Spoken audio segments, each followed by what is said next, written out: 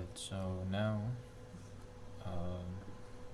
let's solve the task storing unique user identifiers. So the system has a list of unique user IDs. It's necessary to quickly check whether a user with given ID is present.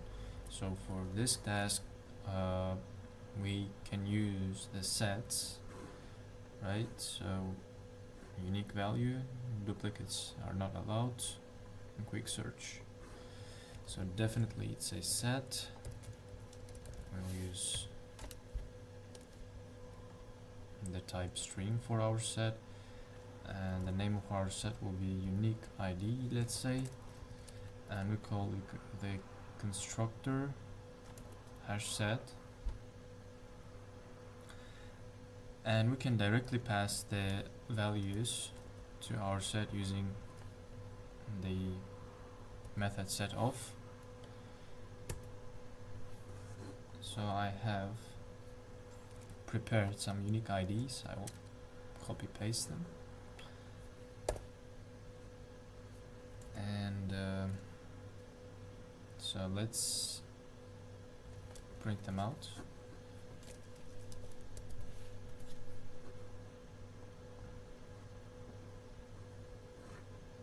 So we have our IDs, right? Now we want to check if a given user ID exists in our set, right? So what we want to do, quickly check. Okay, so we can use the method contains.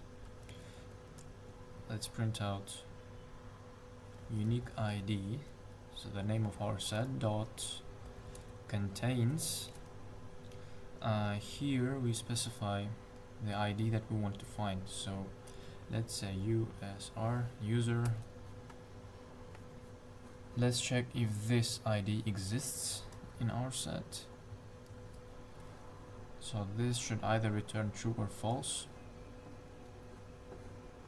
So it returns true, right? Let me change it a little bit. Say 46. There is no 46, right? So this should return false. There is no user ID with this ID.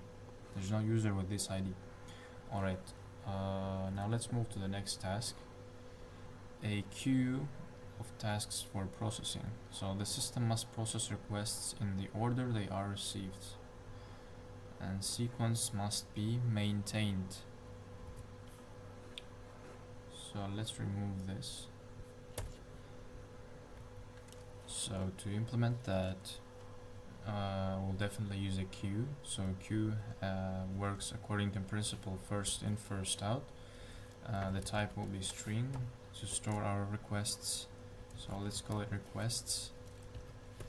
Requests, the keyword new, we call the constructor. And to implement a queue data structure in Java, we can use either a linked list or array_dq. So let's go with array_dq, and to add the requests to our queue, we can use the method offer. So name of our queue request dot offer.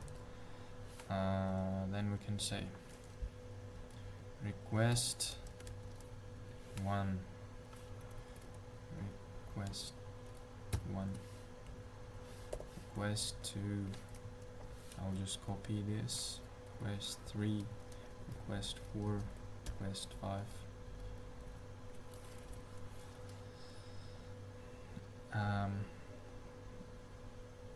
And if we try to print this, so requests, this is what we get.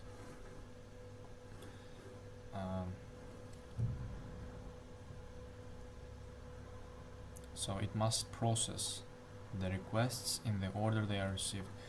So let's process the requests. How can we do this? We can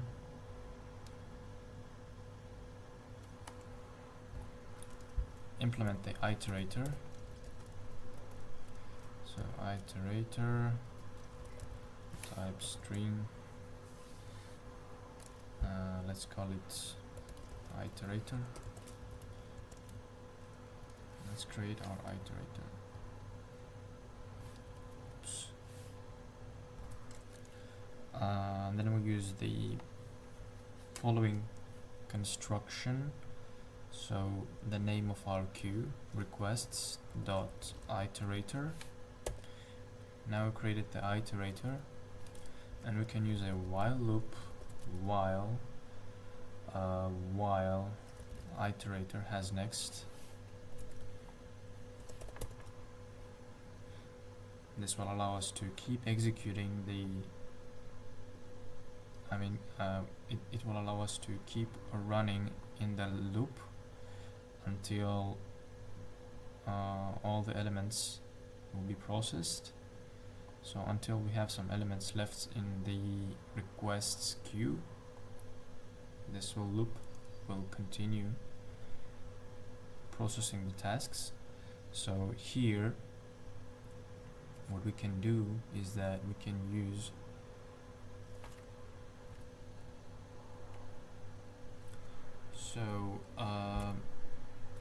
we could either use iterator.next like this. It will print out the requests one by one, so in the order they were received.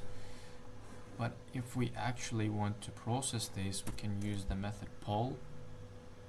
So let me quickly create a method. So public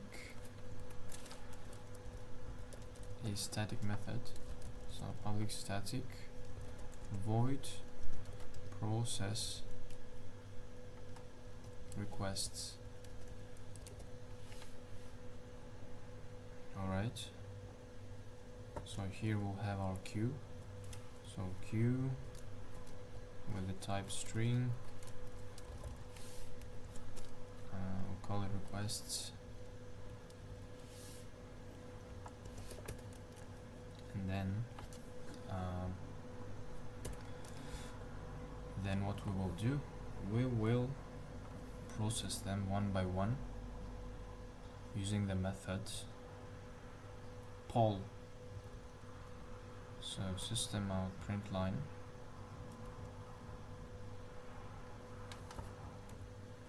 actually we can use a while loop here. So while requests dot is not empty, so is not empty, we'll print out requests dot poll. And now we can call this method. So process requests, our queue requests, and let's go. So the queue data structure works according to principle first in, first out.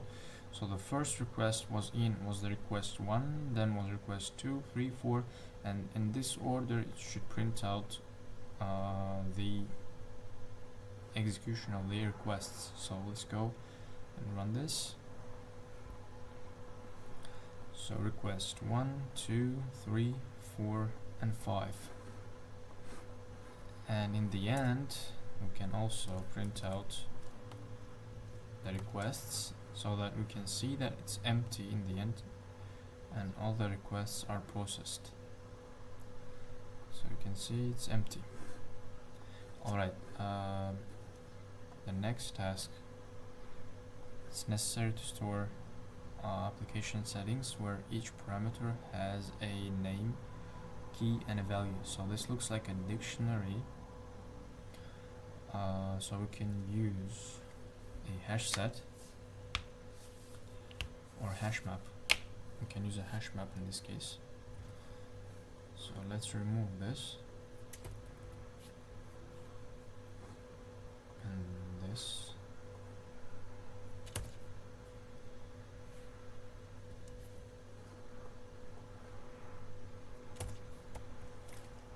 so we'll definitely use a map. So map. So since it's a key value pair, we should specify two return types. Two types, string and string. It will be string and string because the key and value will be string of type string, right? So the name, let's call it settings. Let's create our hash map.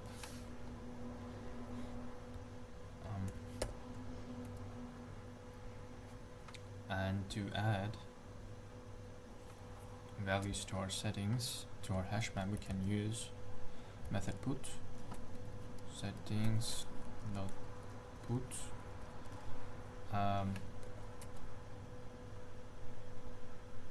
so let's say name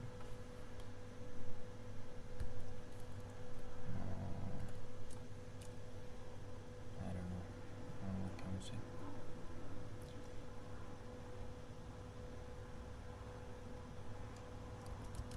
Let's say name. What name? Database. Or let's call it my application.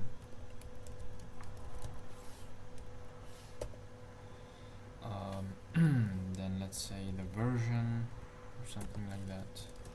Version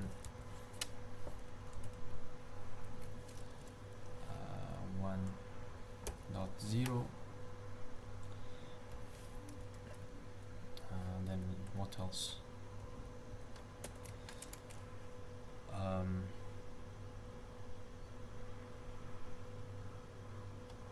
Say cache enabled.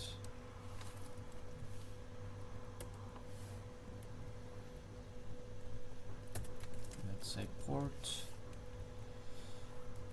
8080, and this is enough. So what we were asked is to store application settings where each parameter has a name and value, name, key and value. So to print out these settings, we can use a for each loop. So settings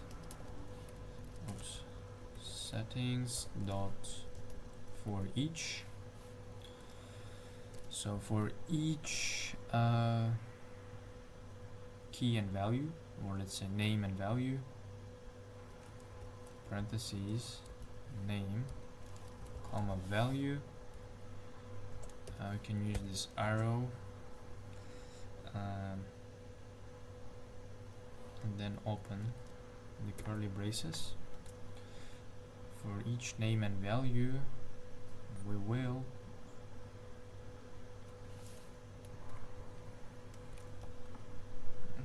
system out print line the key, the name, and let's put this equal sign and the value. So this should print out the key and value pairs of our settings map. So you can see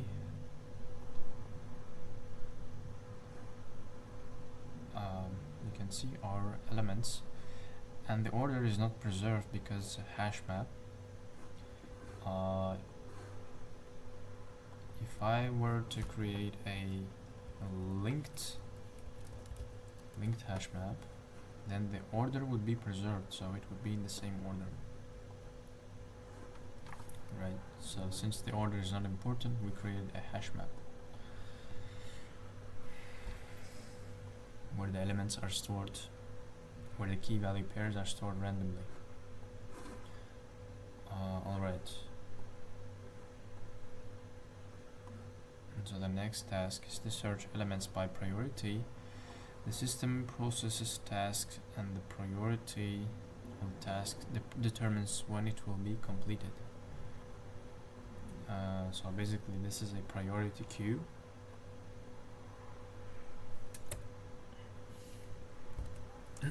So for this task we can use a priority queue. So priority queue Alright. And we can create another class task for our priority queue.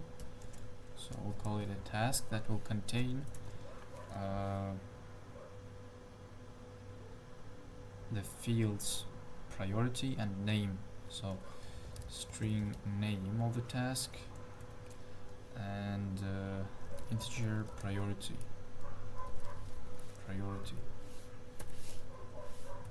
Right, now quickly generate the constructor to save some time, and also we'll overwrite the method to string.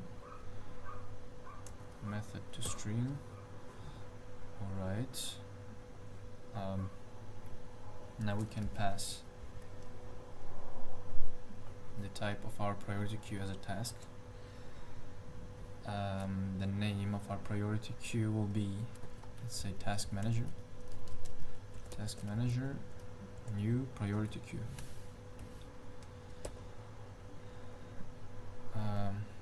Let's create some elements. Let's add some tasks to our priority queue. So task manager dot add.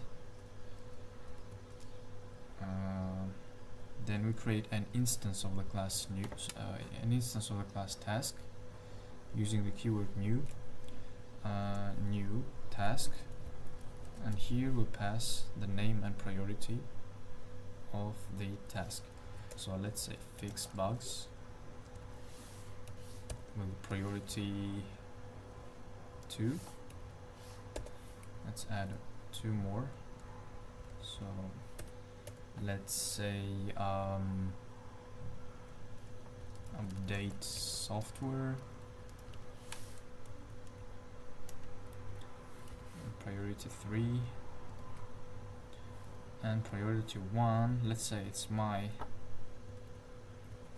tasks. Let's say finish homework. So priority 1 means it's the most important one, the most important task. Alright, now what we can do, we can print out tasks one by one using a while loop. So while task manager is not empty, so exclamation mark and method is empty,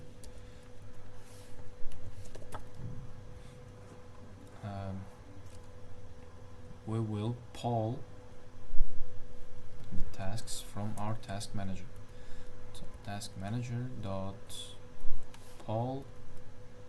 Alright, and also we need to print out this. So print out poll. Alright, now let's see what we got.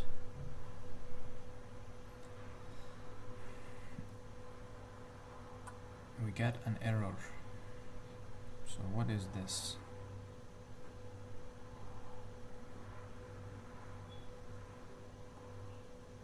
So task cannot be cast to class Java, then comparable.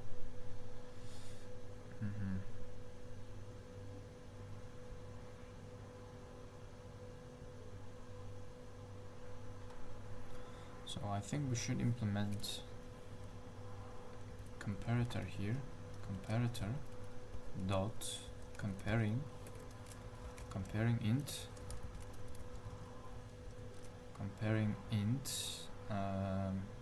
now we need to name the instance of the class task. So let's say name it task, and get the priority. So we want to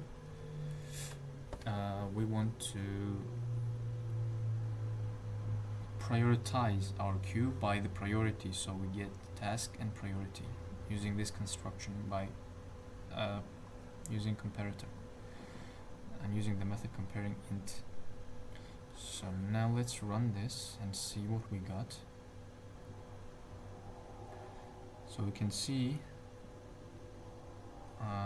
name finish homework, priority 1. So this is number 1 priority. Number 2 priority fix bugs. Number 3 priority update software. And if we put a minus sign here, we can get the reverse order of this. So we can get priority 3 is the highest priority,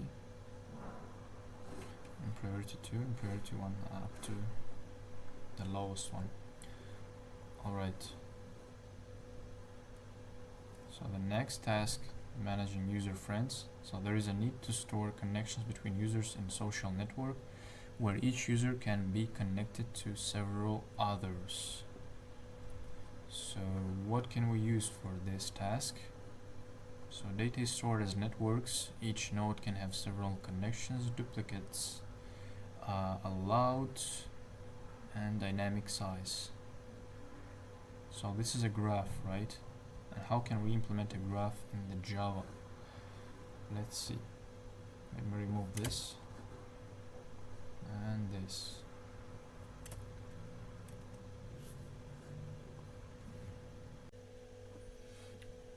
So to create a graph, we can use a mix of, we can create a map, so hash map, and for the key, so the key will be the name, right? So name is a unique value, so there's only one person, and one person can have many connections. So as a value we can use a list.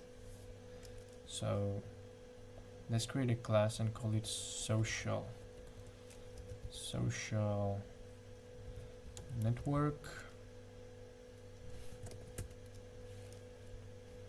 and we'll create private, we will declare a private map with the key string, so the name of the user, and for the value I said we will store a list, so list of strings, list of other names, right? And we'll call it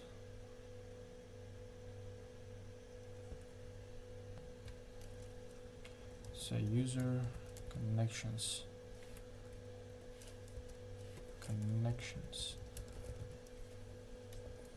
Alright, connections. Okay, so now let's create a constructor, public social network. So whenever we create an instance of class social network,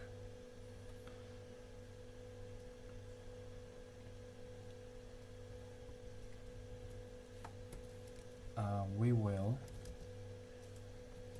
create a new hash map. So we'll call it constructor, create a new hash map. Alright.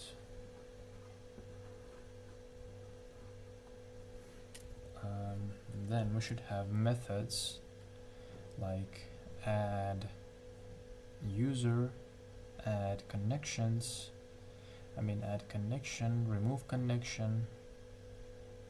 So let's start from the method add user. So public, let's keep it void for now, void add user. So to add a user, we'll pass some string with the name of the user. So let's say just user.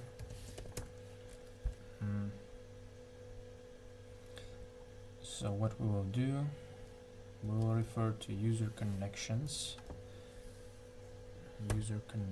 dot put if absent. So put if absent. If that specific name does not exist in our map as a key, then we will add it to our map. So user, and we will create a new array for the connections of that user. Alright, now let's add another method, public void add connection.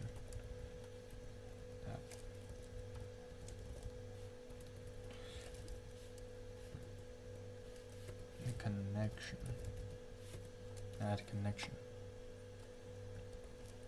So to add a connection, we should pass firstly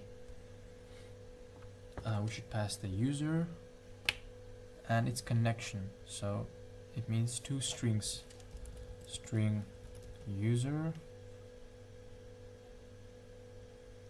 let's say user1, and string user2.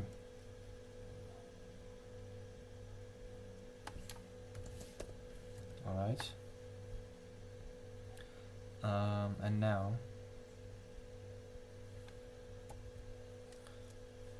so first we make sure that the user, so user connections, so the user in user connections exists as a user. So we put if absent user1 and the same for user2.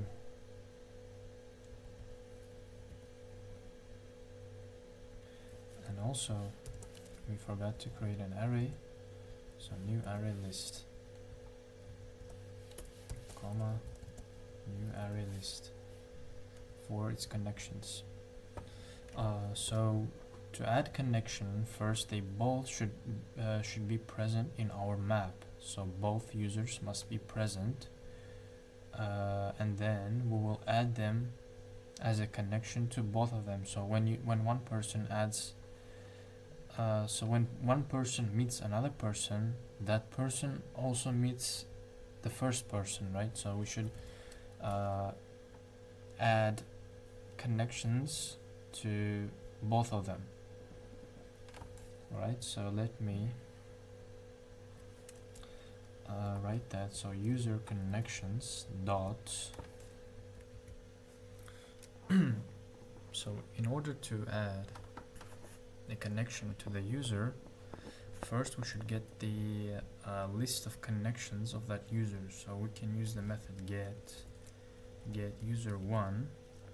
So this will return a list of connections of the user1. Then we can add user2 to that list, and of course we do the same for the second user. So we get a list of connections of user2 and add user1. Alright, next we should be able to remove the connection. So public void remove connection.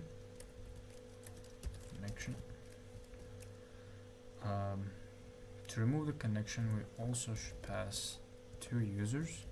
So user1 and user2.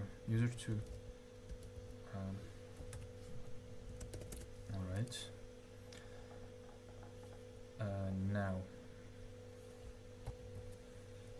so we could use the same logic here. User connections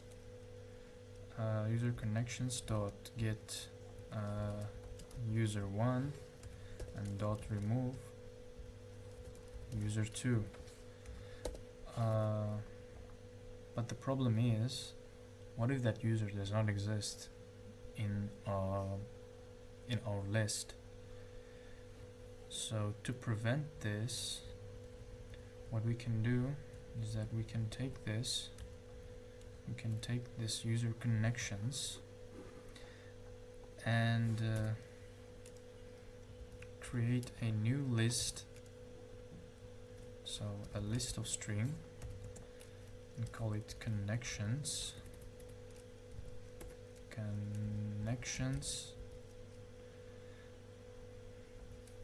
1 for the first user and paste it here. So now we got our connections from connections of the first user in the variable connections1. So we can put this variable here, connections1, right? So let's do the same for the second user. So connections2, get user, get the list of connections of all, a list where all the connections of user 2 is stored. Alright, and it will be in connections 2, so in the list connections 2. Alright, so what we can do now is we can create a condition. So if connections1 does not equal to null, right? So if it does not equal to null, then we will remove user 2 from the connections of user 1, and exactly the same for our connections 2 doesn't equal to null. We will remove it from connections of our second user. So remove user 1. Alright. Now what if we want to print? Let's create another method, public void print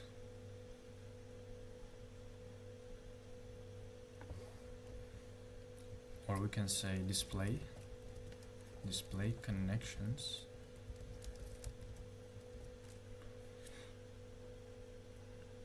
display connections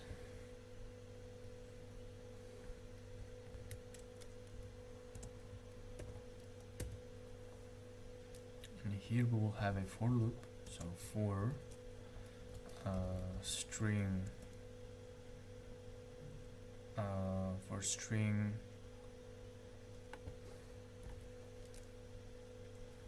user in user connections dot, now we want to obtain all the keys, so we can use key set. For each user in user connections key,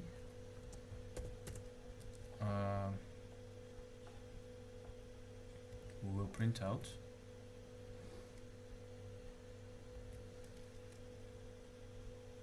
user plus is connected.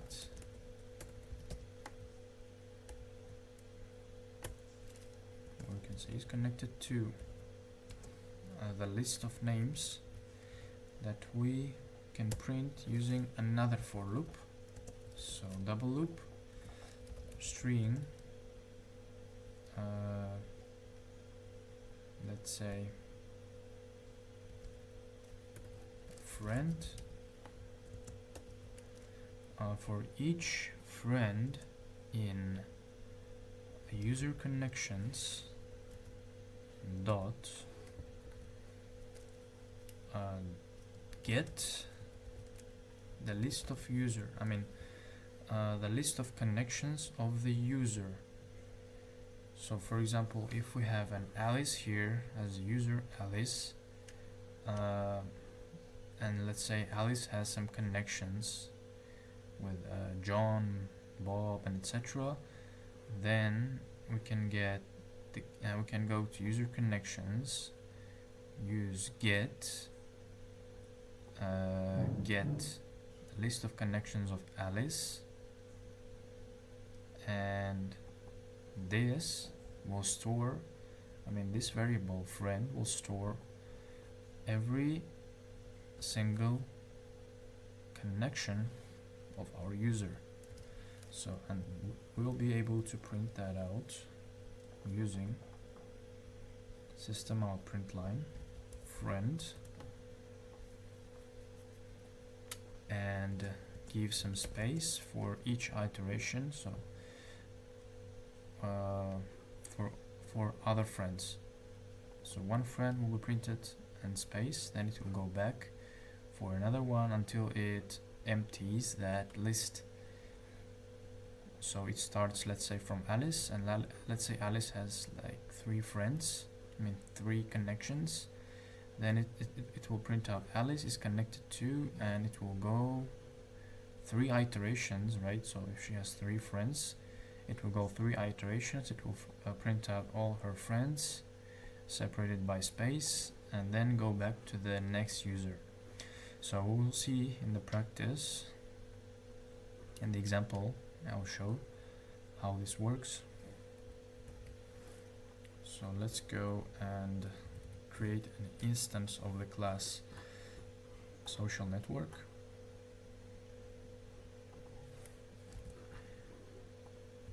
So social network, let's say network, new social network. Now let's add some users to our network. So network dot add connection, add user, let's say John, then let's add some Jane, who else, Walter, let's add Jesse. Okay, and let's add connections. So network dot add connection, and we should pass 2 names. So let's say John is connected to Jane, and let's say also John is connected to Walter. Now let's say Jesse is connected to Walter, and let's say Jesse is connected to Jane, and who else? Let's say Jane is connected to whom? Jane is connected to, she's connected to all of them, right? She's connected to all of them except, okay, let's remove this. Enough. Now let's print out our connections. So display network display, and let's remove some connections. So network dot remove connection. Let's remove Jesse and Jane.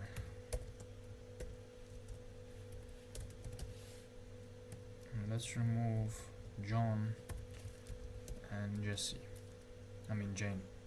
And let's see the result after this. Okay, now let's go and run this. Actually, we can also print a message. So this, or some space. Okay, let me print some space.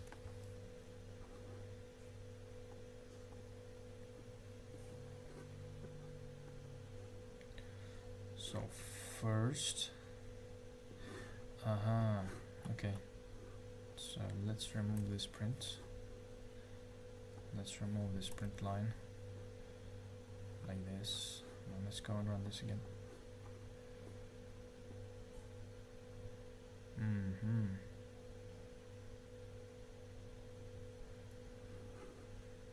Okay,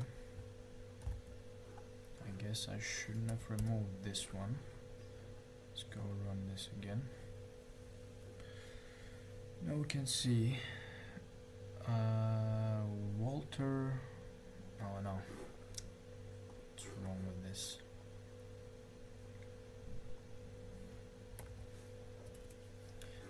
We actually add another line here. So when we finish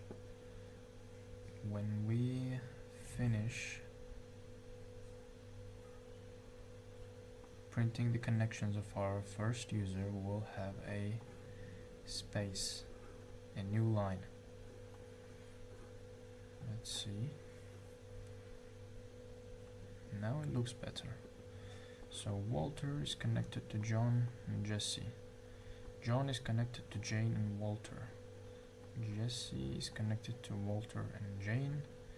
Jane is connected to John and Jesse. Right. And after we removed connection, let's just remove Jesse and Jane so that we could clearly see. So this is before, this is before, this is after. So where is Jesse and John? I mean Jesse and Jane. So before they had connections, after we removed them, and we can see the result. So everything works correctly. Now let's move to the next task. It's necessary to store a list of numbers in sorted form in order to quickly find the minimum and maximum values. So what do we use? Let me actually create a new class. I don't want to delete this masterpiece. New class.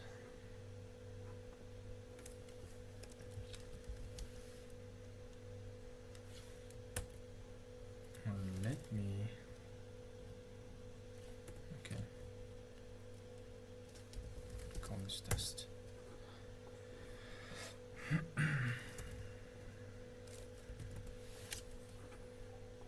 So what we were asked: store a list of numbers in sorted form in order to quickly find the minimum and maximum values.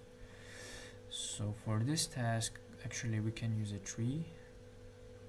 Trees, they store numbers in sorted order, and to find the minimum and maximum we can just get the first and last element from our tree, right? So it's not said about the duplicates. Are there any duplicates? No duplicates. Okay, alright. Let's use a tree set. So tree, we will store integers.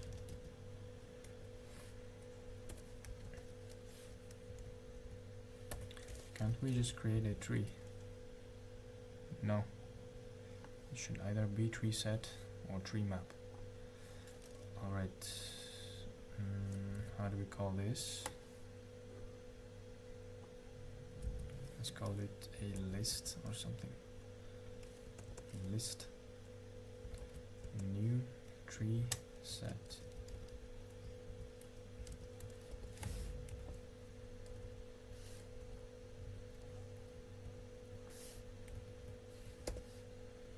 Okay.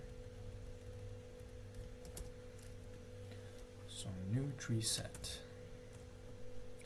And to add elements to our tree set, we can use the methods list dot add, and let's add some random numbers. 112, 15, 23, 67, 11, 18,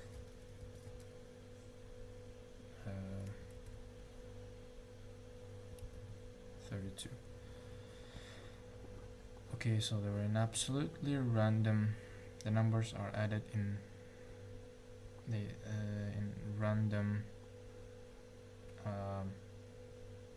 order, so they were added randomly, you can see.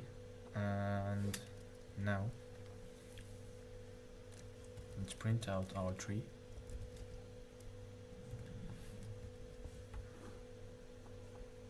Our list.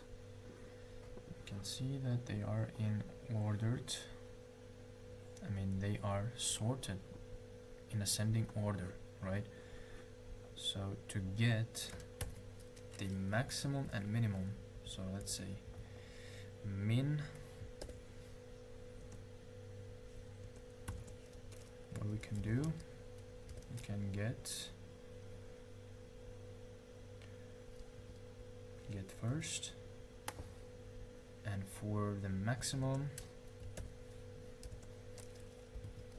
max list dot get last.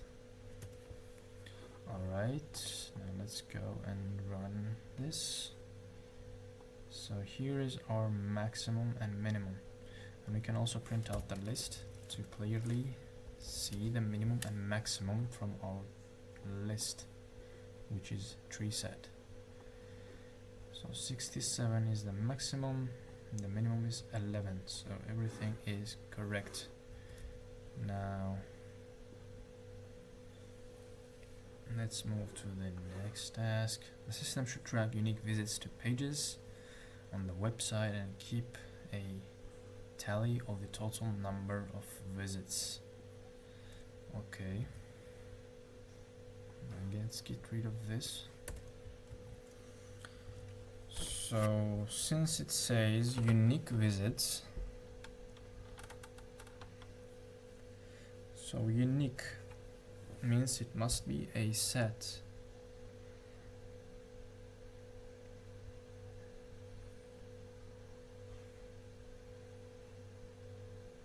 So keep a tally of the total number of visits. Okay, so definitely this is a set. So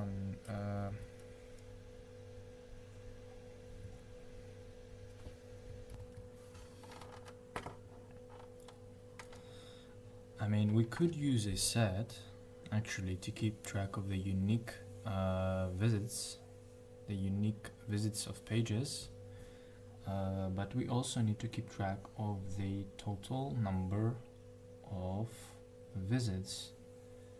So we should be able to store two values in our collection, and the first value should be unique.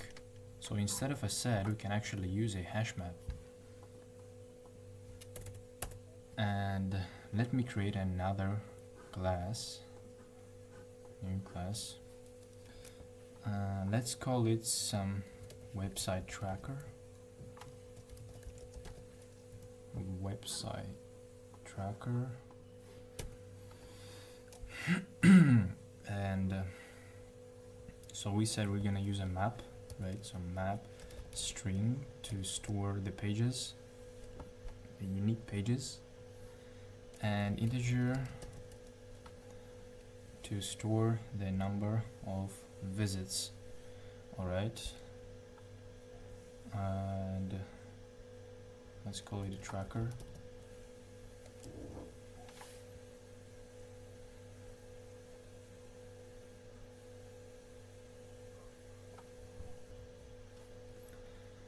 Alright, now let's create a constructor. So public website tracker, and we will create a map when we call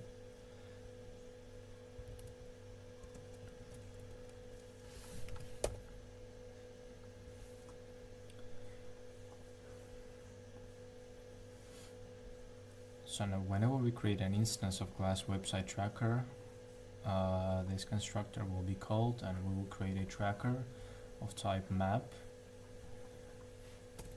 a new map of type, a new tracker of type map, and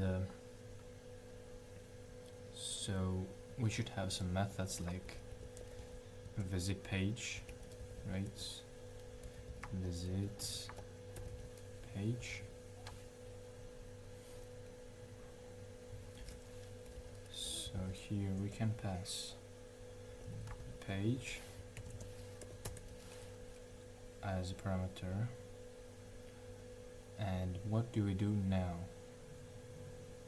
So now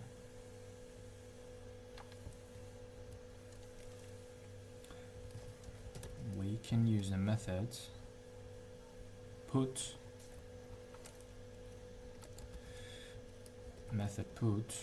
here we put the page, so page, and then we should keep track of the total number of visits, right?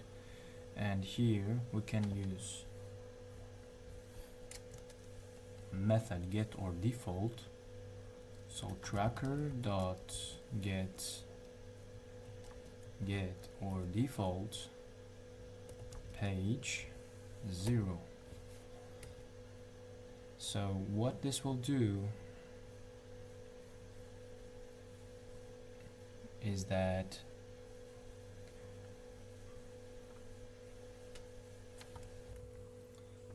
it returns the current, it gets the current number of the current counter of this page. So in this case, the current number of visitors. So if it doesn't exist in the map, then it returns 0 instead of a null. And if it does exist, then we can increment it by 1. So it will increment itself whenever it encounters the existing page. If not, it will return 0 as a default. The next method, you can implement the method display that will show all our records from the hash map. So let's say display. Now we will use a for loop here for each string page in our tracker. So tracker dot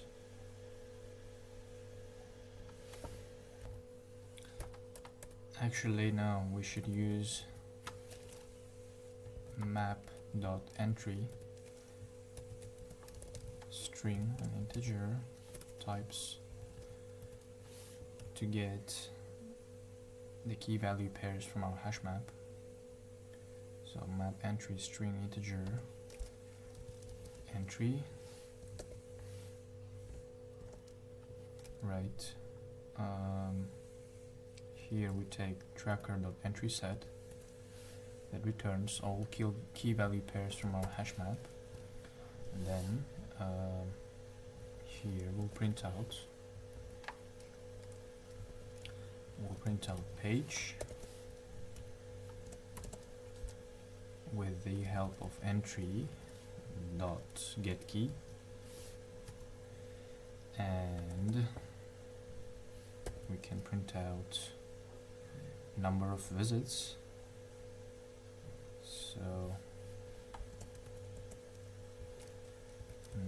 number of visits, let's just say counter. Okay, let's keep it clear. Number of visits. And here we can use entry dot get value.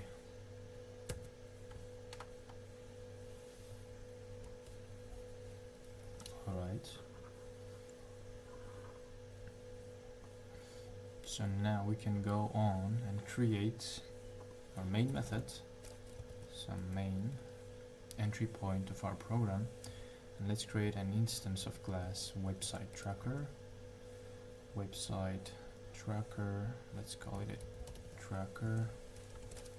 So new, we call a constructor website tracker.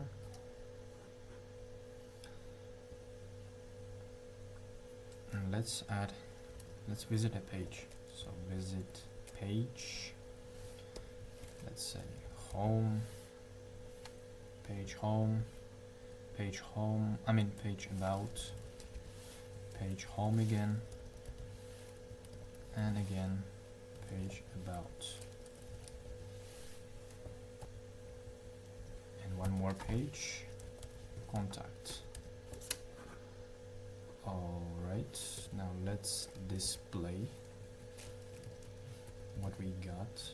So tracker.display, let's see.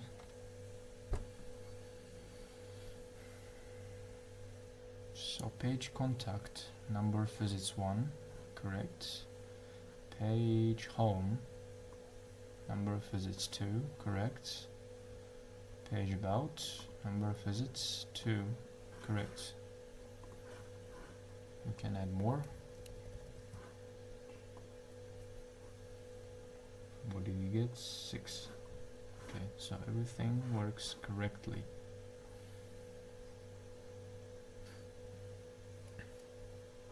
Let's move to the next task. User action history. It's necessary to keep a list of the user's recent actions so that actions can be undone or redone. Okay, so undo redo system. Alright, let's create another class.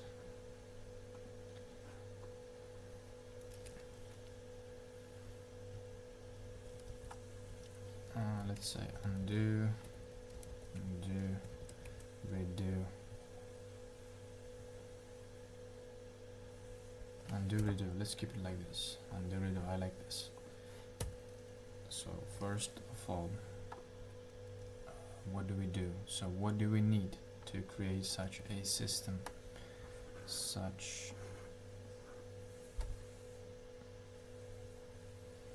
So this looks like a stack, right? To undo and redo, we need a stack of actions.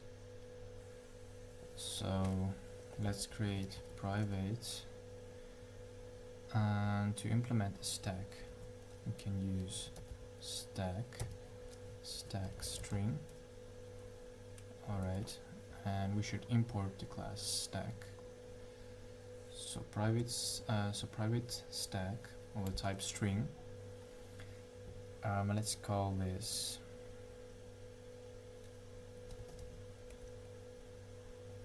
redo, and exactly the same for undo. Let's go on and create a constructor. So public undo redo,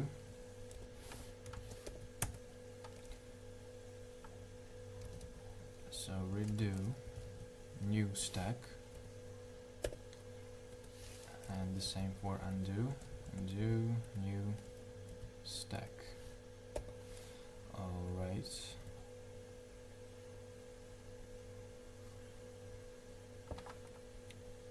next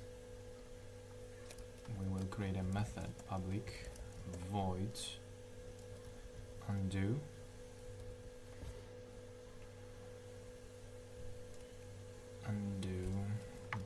here we will pass some action. Actually no, when we undo we don't need to pass any parameters, so undo. Now how do we undo?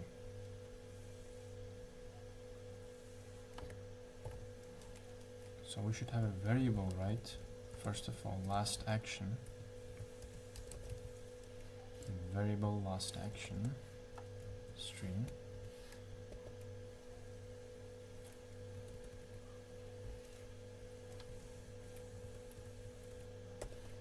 Okay, then so stack basically works according to principle of last in first out. So we should keep track of the last element to be able to redo that, right? So now we have a condition. if undo, if our undo is not empty, so if undo dot is empty and we put an exclamation mark, then we can take last action and assign to it undo dot pop. Method pop will remove the last action and print out last action undone.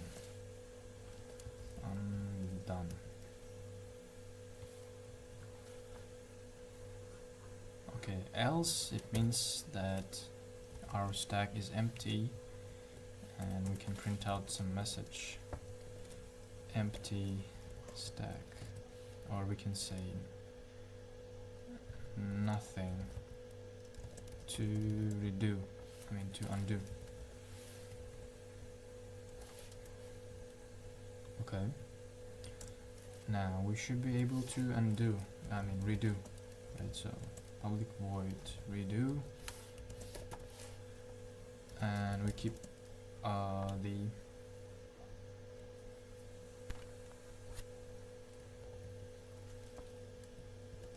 action. We can actually initialize it and declare it in our conditional statement. So we check if our redo stack is not empty, so is empty. If it's not empty, only then we declare our variable action and pop the last action from our redo stack. So redo pop.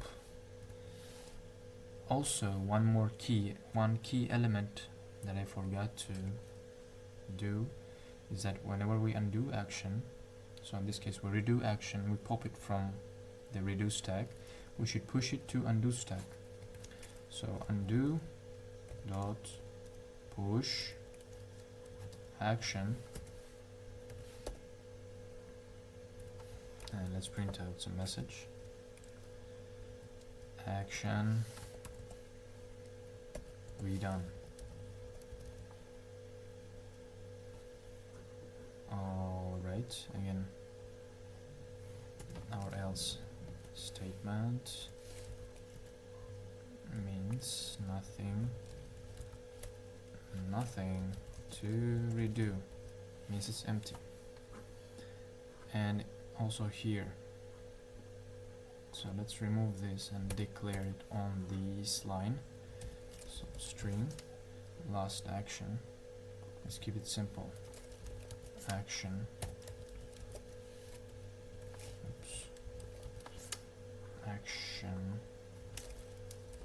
action, and we should push it to the redo stack. So redo push action.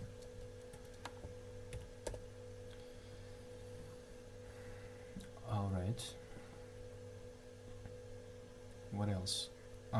Also we should specify the method perform action. So void perform action, and we have a parameter string action, the name action.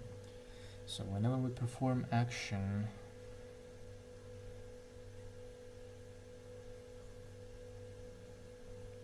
we will add it to the undo stack. So we will push our action. So we take undo stack dot push our action. Okay.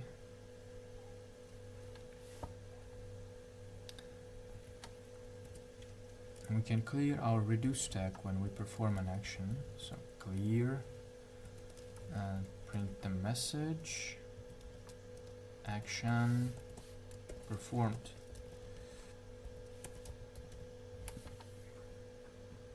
Alright, so we can perform action, we can undo, and we can redo. Now let's go and test our program in the main method. So let's first create an instance of the class undo and redo. So undo, redo. Let's call it editor. New, undo, redo. Okay, so editor dot perform action. Let's say edit photo. Let's say what?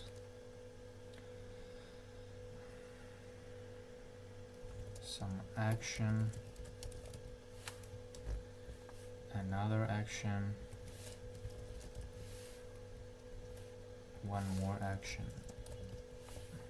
Okay, this is my creativity. Then let's print out.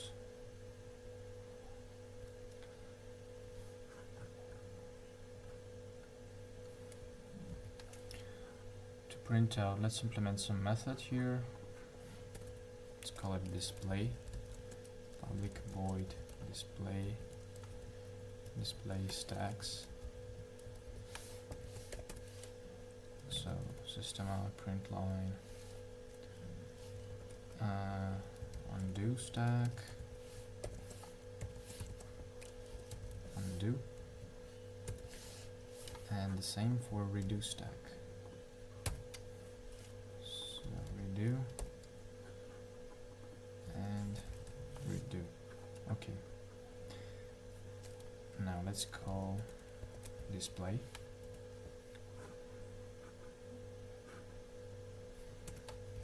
And then we will display it again after we undo some actions.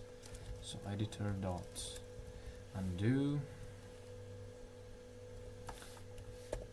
right, undo one more time and then redo. Okay, and display it again. Let's go and run this. Let's see what we got. So edit photo is my first action. Edit photo performed, some action performed, another action performed, one more action performed. So this is our undo stack. Then we go one more action undone. This was our last action. Another action undone. Okay. Another action redone. So we used redo. And then we print our undo stack. So we removed one more action, so it's not in this stack, as you can see. And when we redone the action, I mean another action, okay, so you can see another action, some action, and edit photo, and one more action in the redo stack. So we could still redo that. We could still redo this, and we would have identical stacks. So the identical stacks. Okay, now let's move to the next task.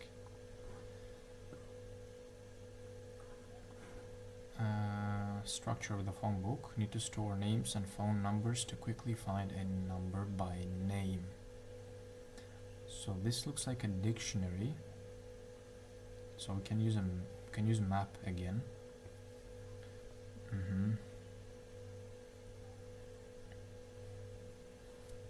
Hash map could be a good option. So let's create another class. Let's call it phone book. Phone book.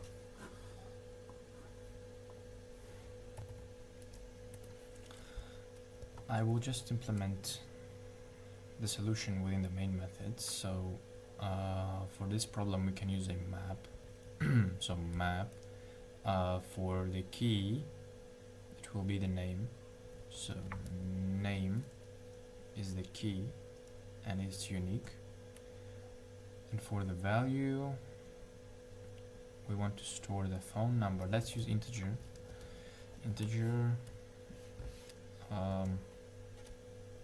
Let's call it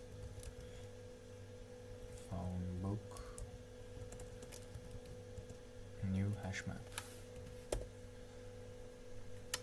And of course we need to import the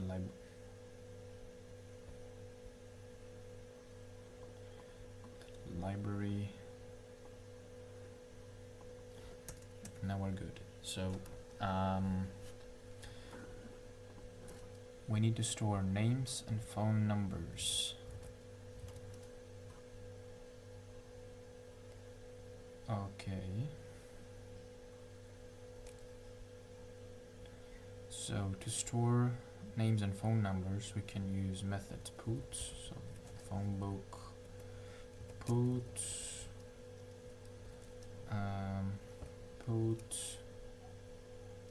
let's say John and his number 1234. Let's add some more.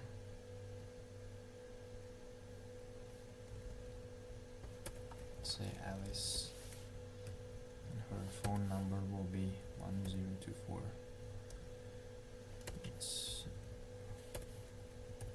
Let's add another phone number. Let's say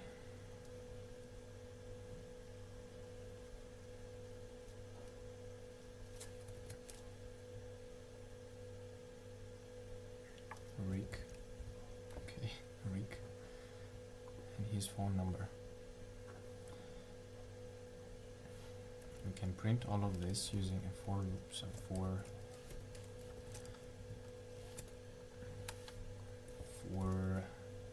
map dot entry string integer,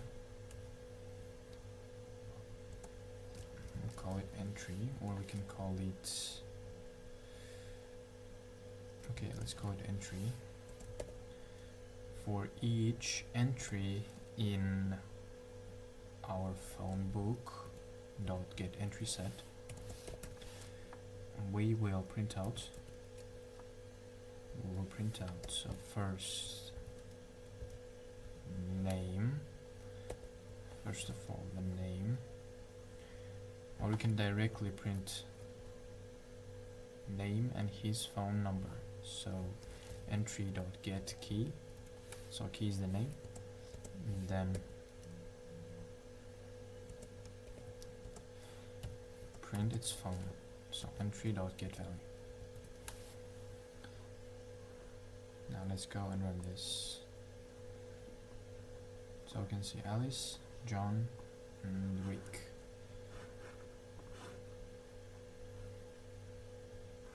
So this is our phone book.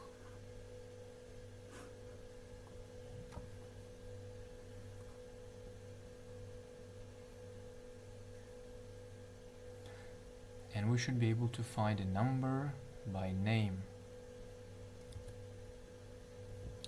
Okay, let me actually implement this. So let's say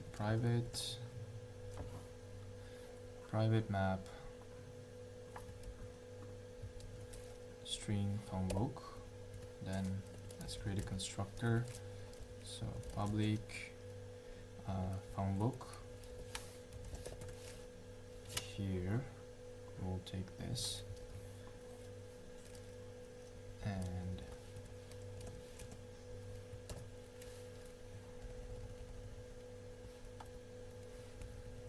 call the constructor the constructor to create a new hash map for our phone book whenever we create an instance of class phone book. The names are matching. Maybe I should change it to something else. Let's say just phone. Phone. Okay. So now we should be able to add public void add contacts.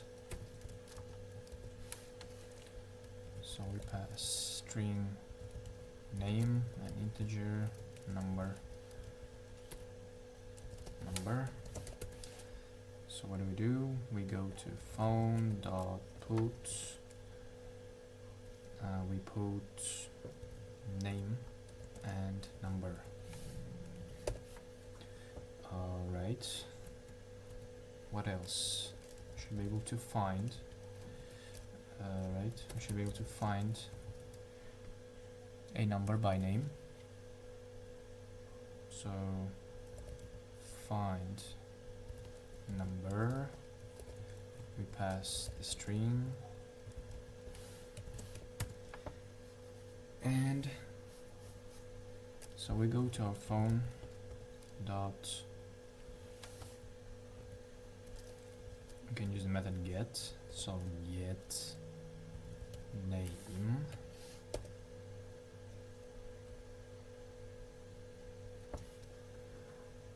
and this should return integer, and we can put a return here. Okay, and we can use another method display, so display public void display contacts.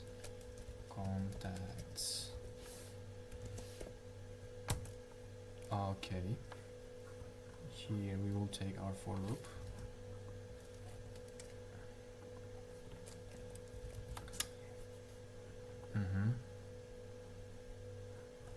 What else? Is that it? Store names and phone numbers. Typically find a number by name. Okay, so let's rename this to phone. And actually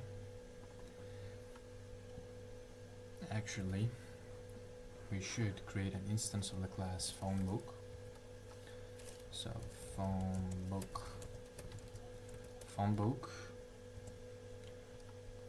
How do we call this? Phonebook. New phonebook. Let's call it phone. Okay, let's call it phone. So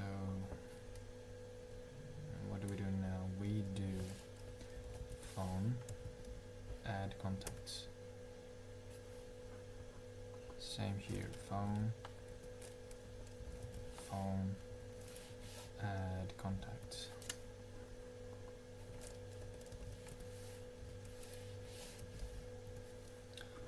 So we added our contact to our phone book.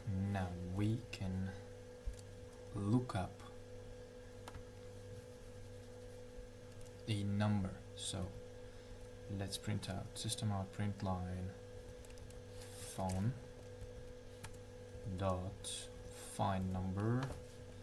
Find me number of Alice. Okay, let's go and run this. So this is the number of our Alice, correct? And now we can display all our numbers using method display contacts.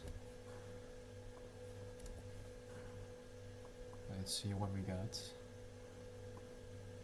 So this is the output, correct. Now let's move to the next task. The user enters a string containing brackets. It's necessary to determine whether the brackets are placed correctly. So for this task we will use a stack. Okay, and let's create another class. It's called brackets.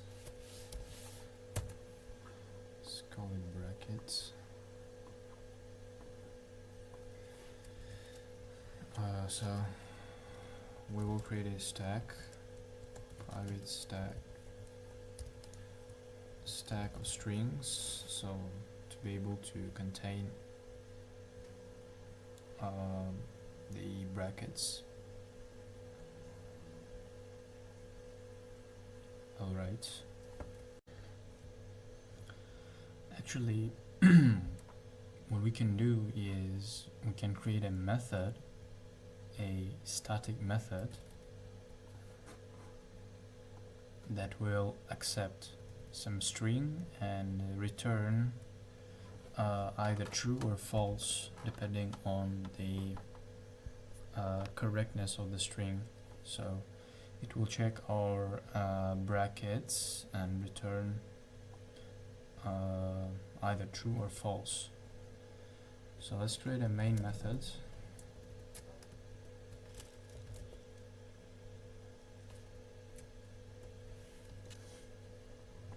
And here outside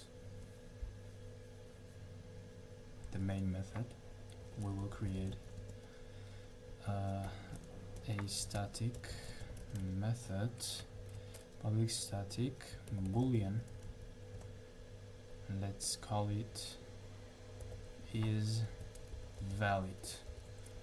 So we will pass some string, let's say string s,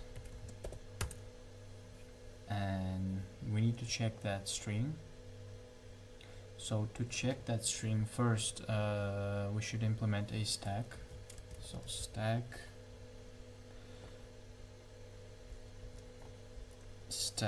of character. Okay, let's call it stack. Let's create a new stack. And also we need the bracket pairs. So we can store the bracket pairs in a key value pairs in our map. So let's create a map with the types character. So the key and value will be character.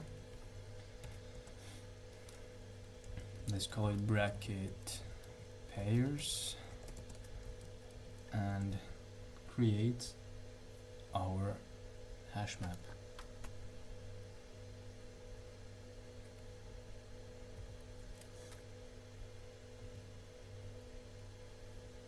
Or instead of creating the hash map, we could actually specify the values directly. So using the method of map.of,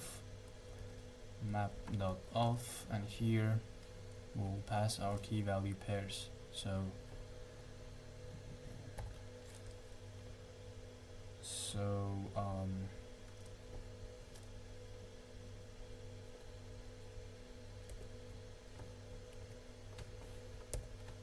key value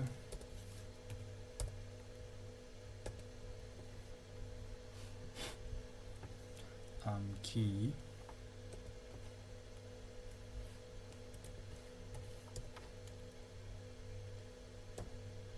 value, and one more key and value. Alright, and also we need to import the class map.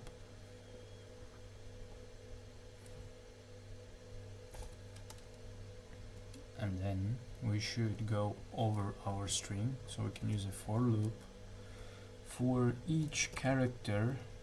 Let's call it ch in our string. So to convert the string into characters, we can use the method to character array.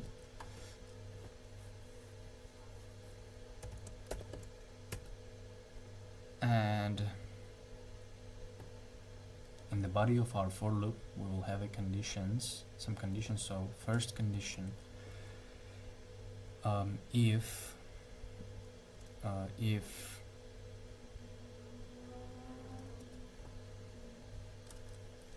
bracket pairs dot contains value. So if bracket pairs dot contains value character, right? So this is the key, this is the value, key value. So value is the opening bracket. So opening bracket. So if it contains the opening bracket, then we will push that to our stack. So we will push character to our stack. Alright.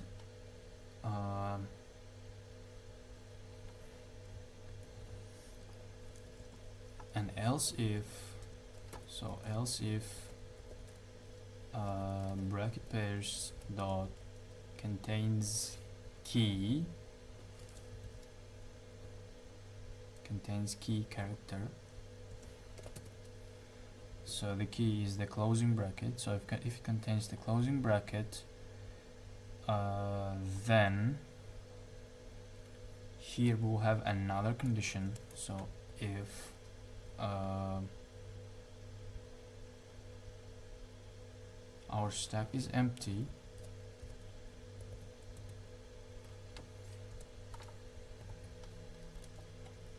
or bracket pairs dot get value using the key. So get value is the opening brackets. Alright, so if the value does not equal to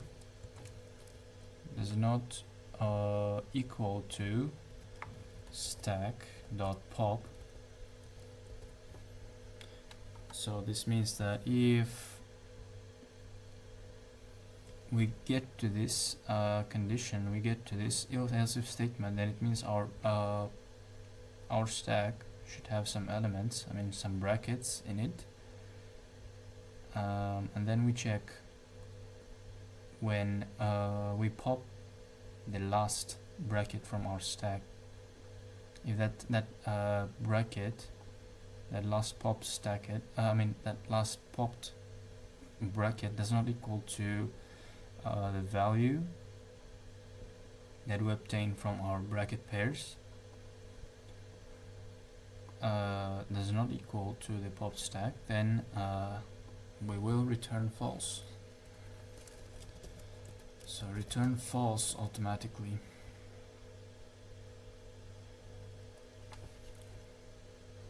Alright, and if not,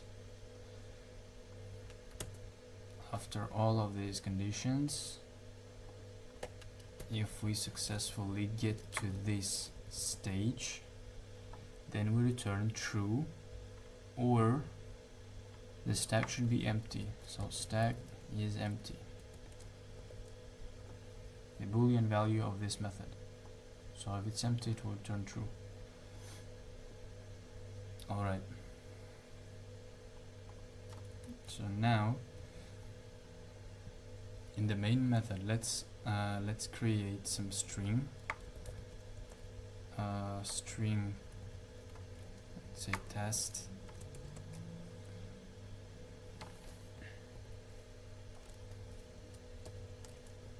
and let's say opening, closing,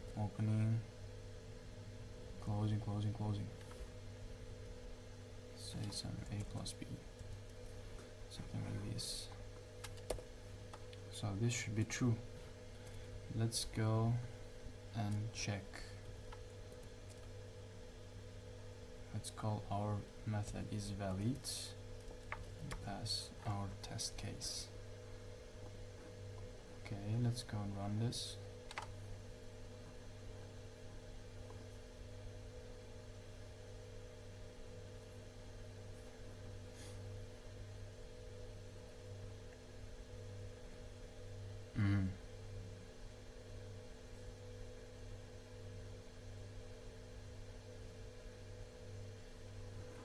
So it seems like we have a mistake. Let me see. So the mistake is that these brackets, they should be in a single quotation because it's a character. If they're in double quotation, then it means, the compiler thinks that it's a string literal, and this is not what we want. So we need to change all of this. Alright, I changed all of them. Now let's go and run this again. So it says true, and it is true because we have 3 opening brackets and 3 closing brackets. Now let's give it a wrong test case. I removed 1 bracket. Now it should be false. Now let me try to add the square brackets. That should be true. Opening square brackets and closing square brackets. What if I put the square bracket and then not curly bracket? So now here we have inconsistency. Should be false, and this is false. Alright, so let me go over the method again. So we have our static Boolean method is valid that accepts a string. Then we created a stack that stores our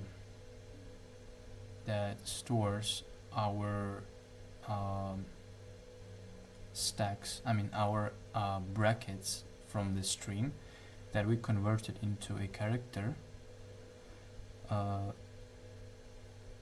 So also we have a map of characters, so character key, character value, so character key, character value, and it contains a sample of the brackets that allow us in comparison when we compare the brackets. So then we have a for loop where we go over each character, each bracket. So for each character in our string, which we converted into a character, we have conditional statements here. So if our bracket pairs, our map contains the value, character, so this is the character from the string that we passed as an argument.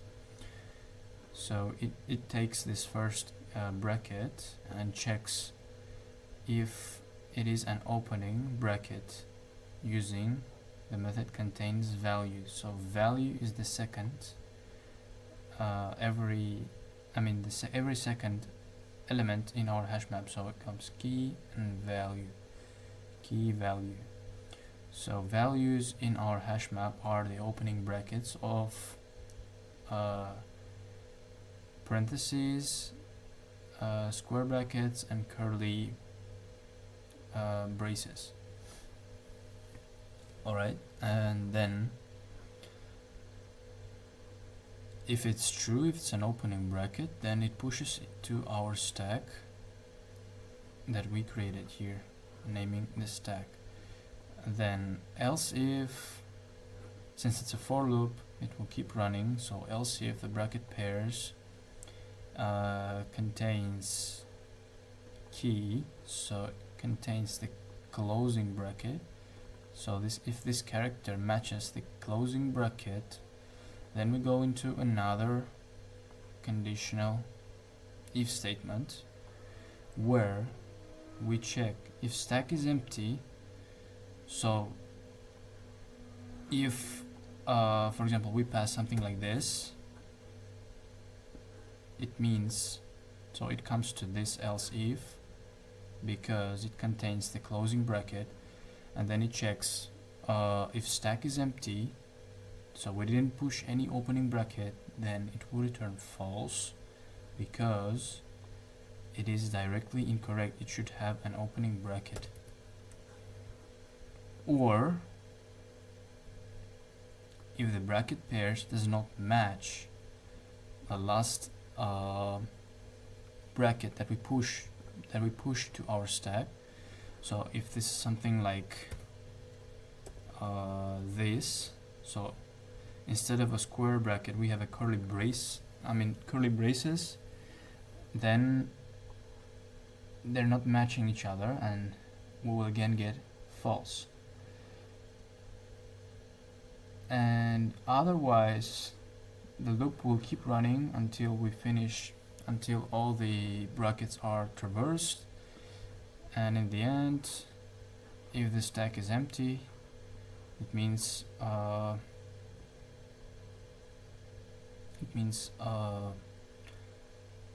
the order of the brackets are correct and will return true. So this is the logic behind this program. Now let's move to the next task, storing frequently accessed objects. There is a need to store a fixed number of items that change frequently with fast access to any of them. So let's go to our program. Let's create a new method, new class, or let's go to the class test. So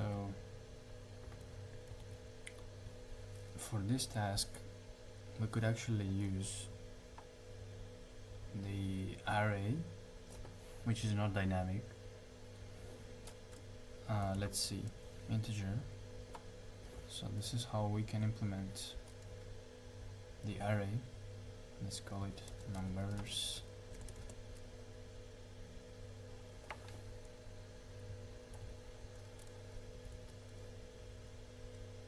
We use the keyword new to create a new array, and here we can specify the size and it will be fixed. So let's say 5 elements, and then we can use numbers and use square brackets to give the index and store the value. Say 1, index 1 will be 2, 3,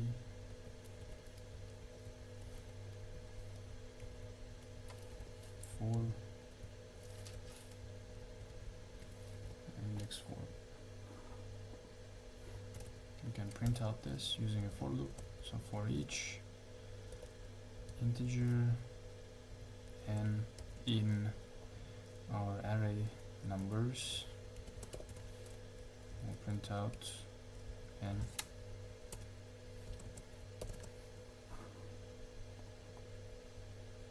Let's see. So this is our numbers. So fixed number of items, fast access using the indices, fast access lookup or update, whatever. The update is the average time complexity for updating elements in array is constant. So this is a perfect match. Or if we wanted to use something like a dynamic size, we could use array list. So let's see.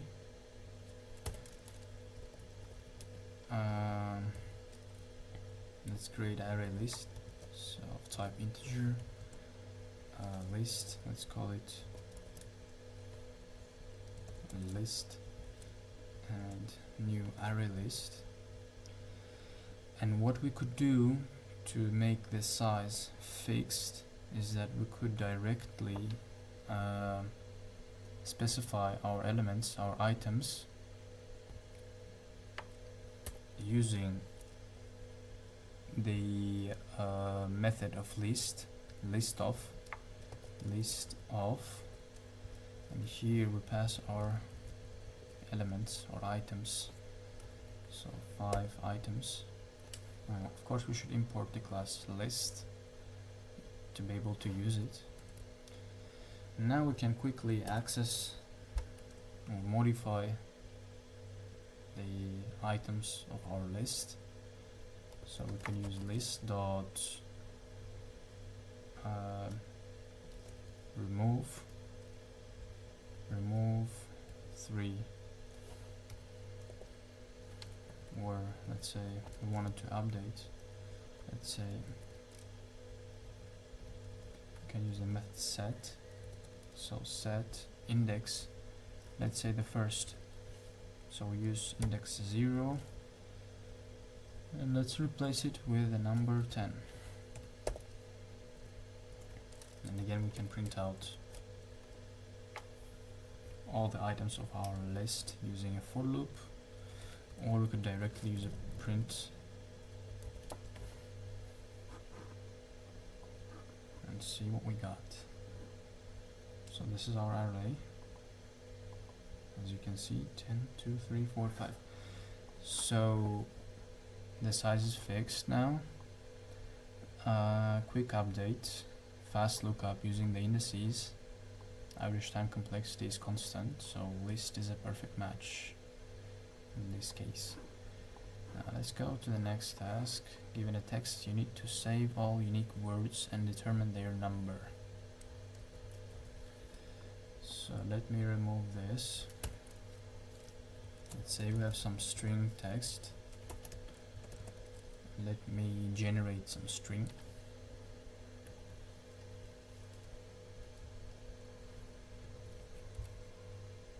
So here's my text. And now we need to get rid of the capital letters and replace them with the lowercase letters, so that this word would be equal to,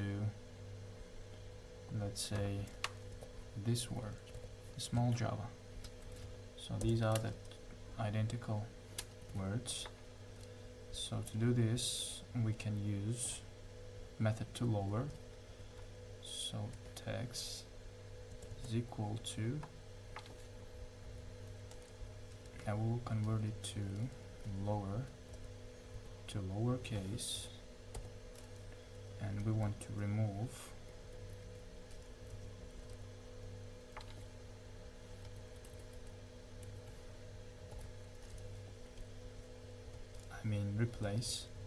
replace all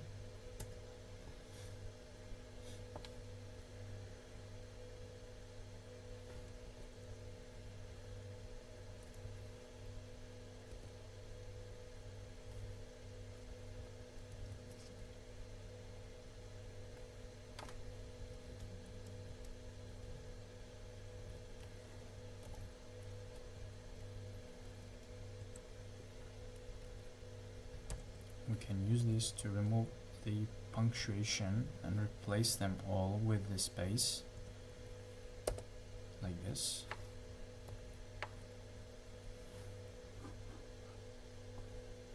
And now we got our text. Let's see the results.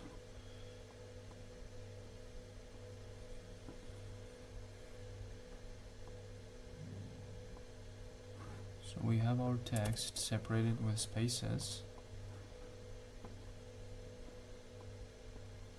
Alright, and they're all lowercase. Now the only thing left is we need to count the unique words from that text. And in order to do this, we can use a set. So let's create a set of string.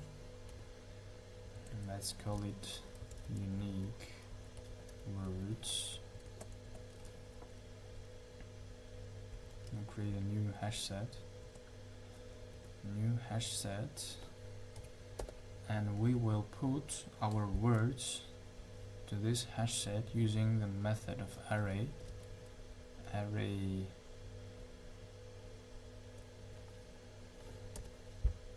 dot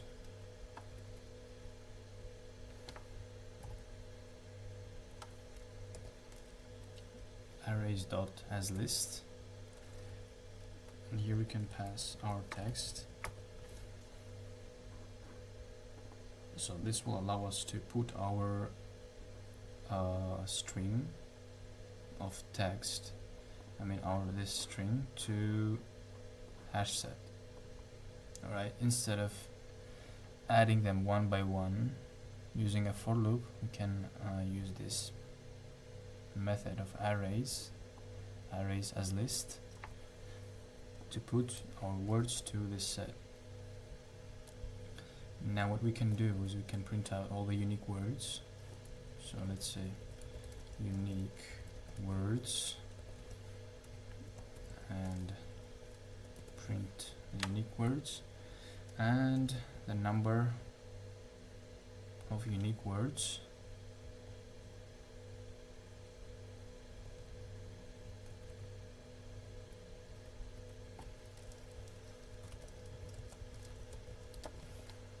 Using the size of our set unique words. So let's see what we got. So let me get rid of this.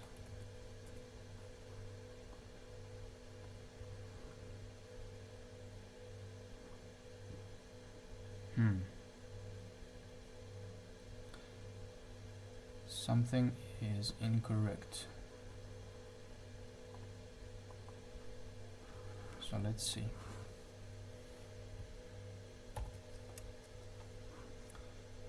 So we should have split the words. Actually, yes, we should have split the words. We should split. Let's use an array of string. So an array of string.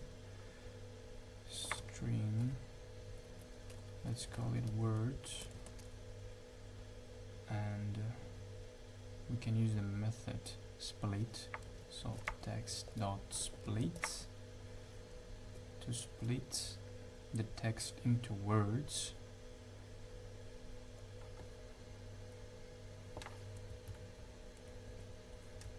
Using this one, s plus. So this will allow us to split the text into words, and we can see what I mean. So the words will be in the array, split it by the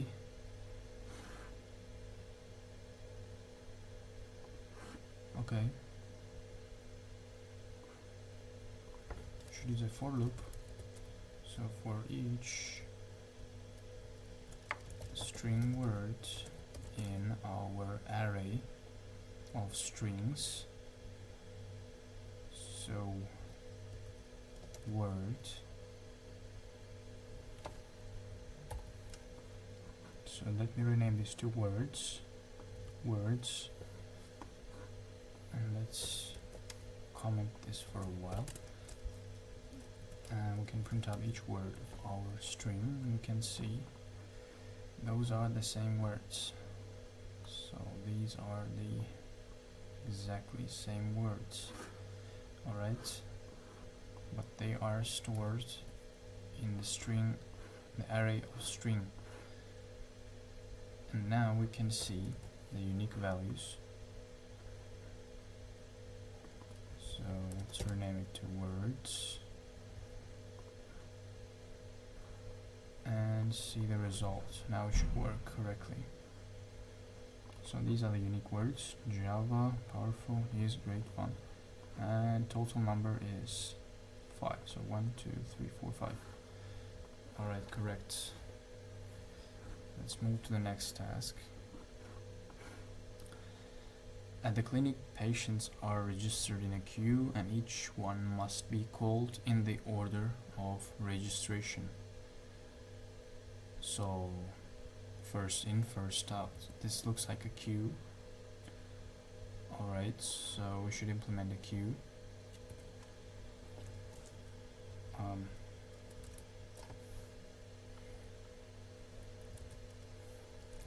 So queue, let's say string. So these are the names of the patients. Let's call it patient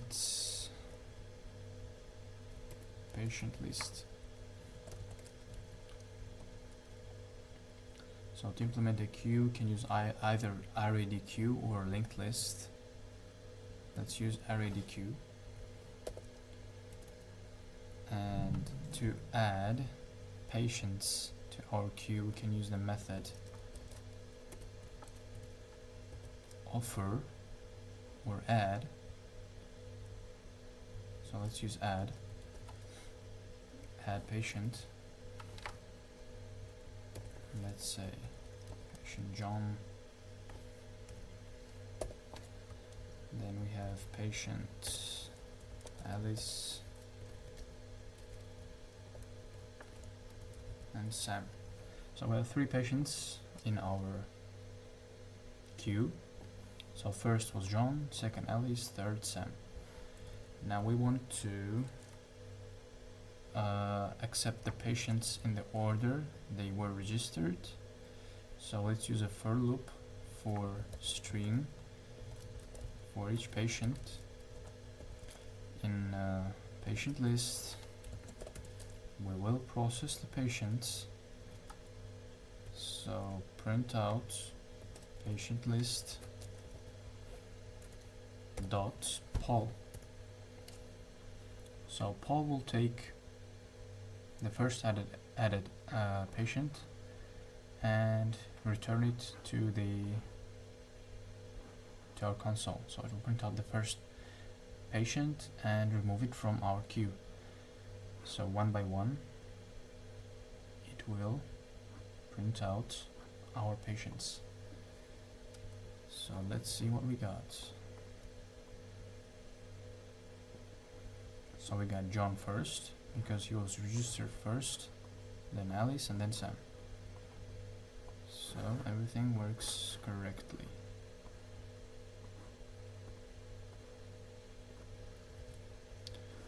And the next one is to-do list. It's necessary to save a list of tasks that can be added to, deleted, and sorted by due date.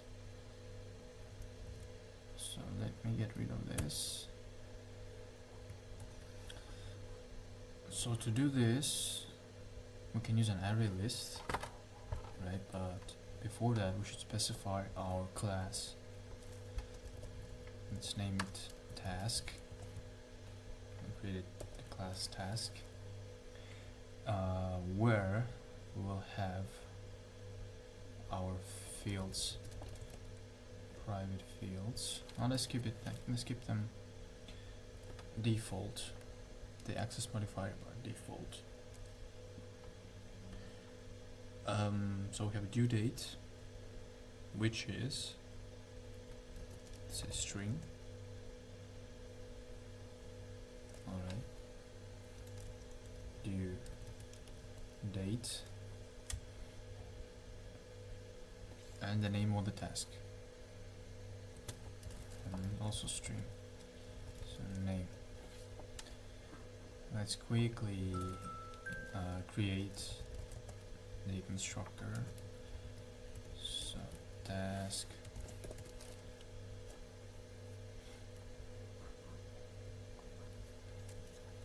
actually let me generate this.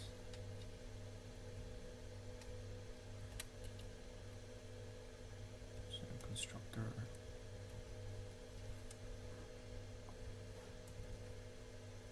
done.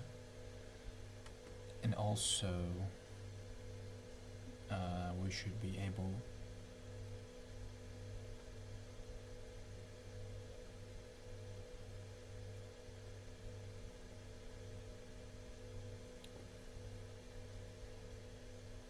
also we should overwrite the method to string.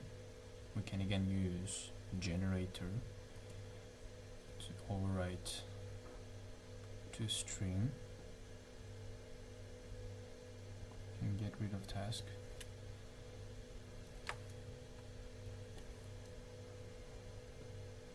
So name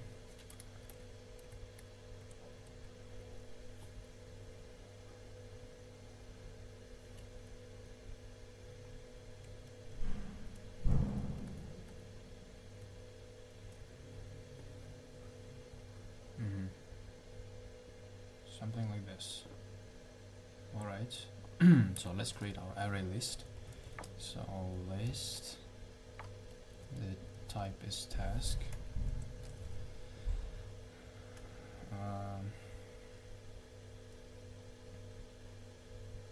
Let's call it what? To-do list. To-do list. New array list. Okay. Now let's add some tasks to our to-do list. So to-do list dot add So here we should create an instance of a class task, so we should use new task, and here we say the name of the task, say brush teeth. Let's just keep it serious. Let's say something homework from Java collections, and the due date will be, actually there is a class date, we can use that date that allows us to add dates to our, let me modify this. So now when we add dates, we can call the the constructor of the class date, so new date. Here comes what the year,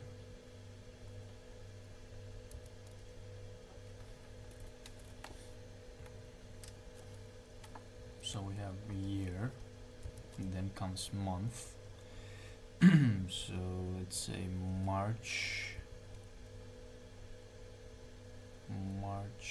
19. Okay.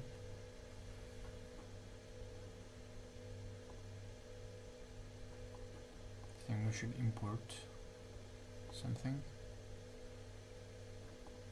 Okay. Let's create another task.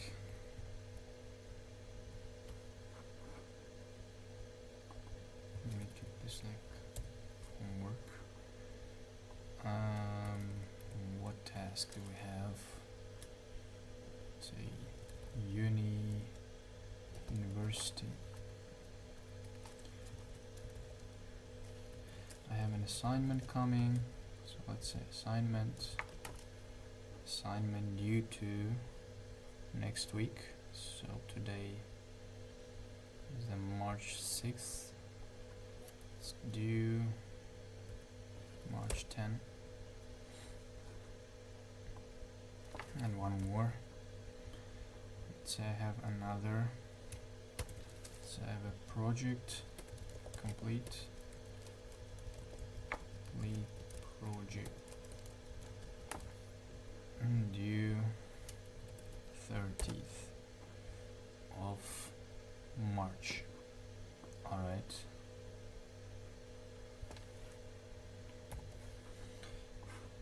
Why are these red?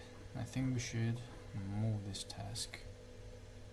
Yes, like this.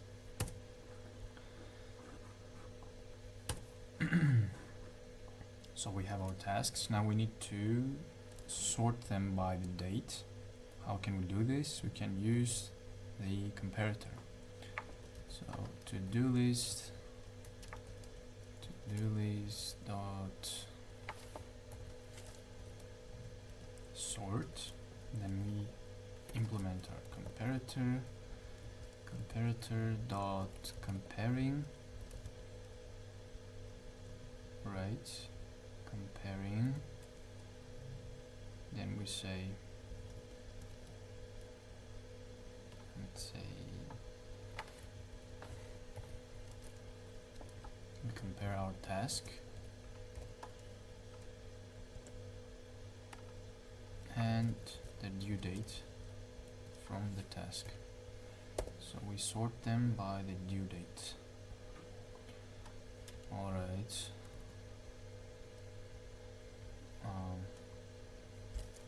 Let's see what we got.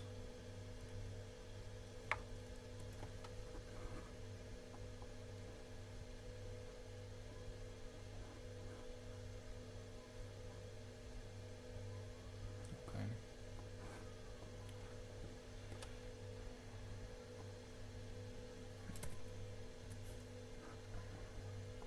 Let me simplify this.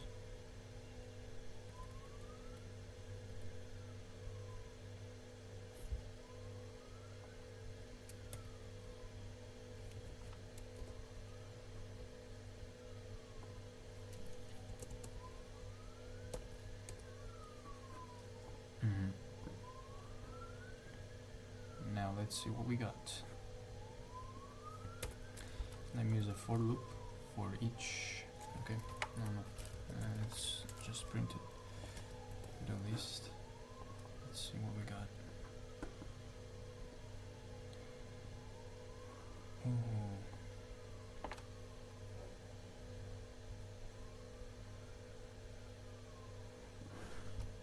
Alright. Let me actually use a for loop. So for each task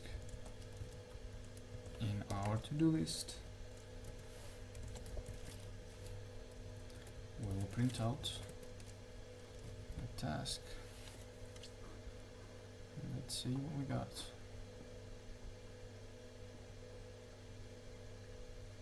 So we get assignments, then homework from Java, due date Friday,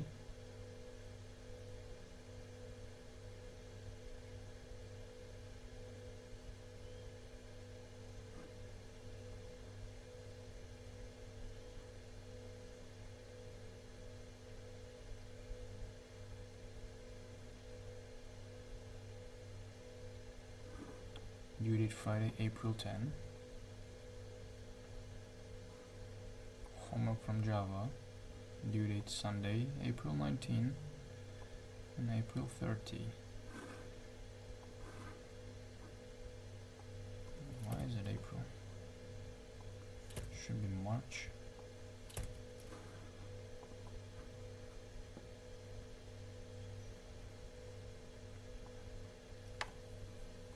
That was correct.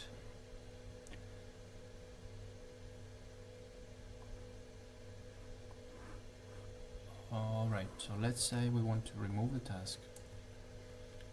Okay, so let's say to-do list dot remove task 1.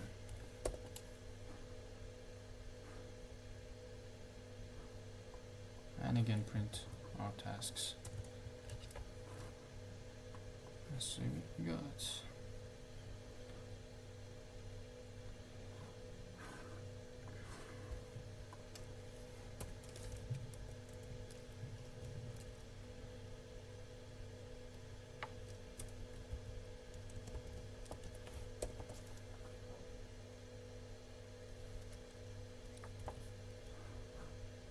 To differentiate between the two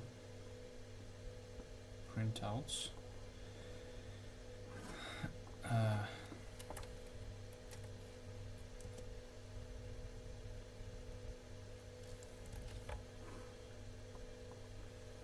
so first these are the tasks before we remove the task. Then I removed the first task, which is the second task, so the index 1 means the second task. So we remove the homework, and what's left, the assignment and complete project. So let's say I remove, if I want to remove the first task, I will use the index 0, and here I get the homework and complete project. So assignment was removed from the tasks. Alright. Now let's move to the next task.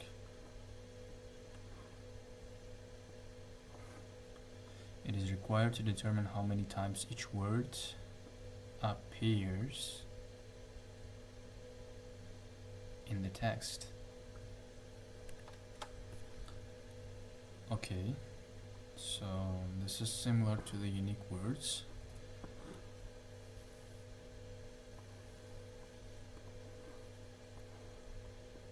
Let me get rid of this and this.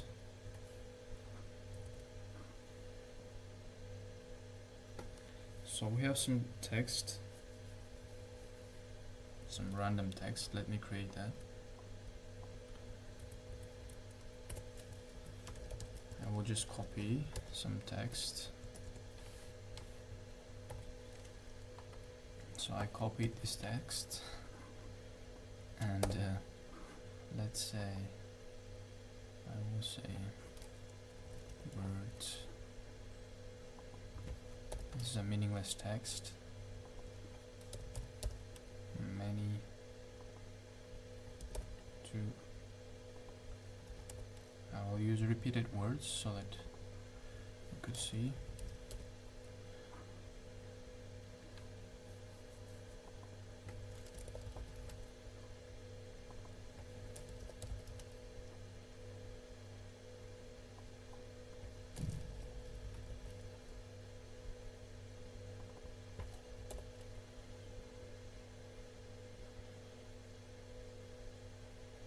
Okay, so we have our text. Now we need to convert all of them to lower, but they're already lower, so let me make this like capitalize, add some dots, capitalize this, put comma here, put comma here, and so let's replace them to lower. So we can use text dot to lowercase and replace all again. So we will replace all capital letters, all punctuations. We'll remove all the punctuations with the help of this statement. So A, Z,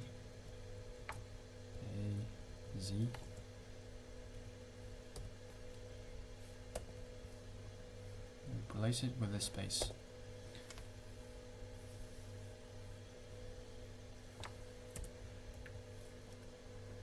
So to lower, method to lower allows us to convert the letters into capital letters to lowercase, and replace all allows us to replace all the it allows us to remove the punctuation. So with the help of this, we'll replace all the commas, dots into a space. So now we need to convert this into words. So we can put it to an array of string. So string, let's call it words, and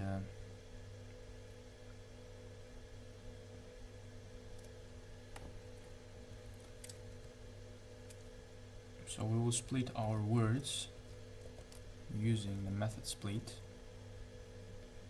and we can use this notation.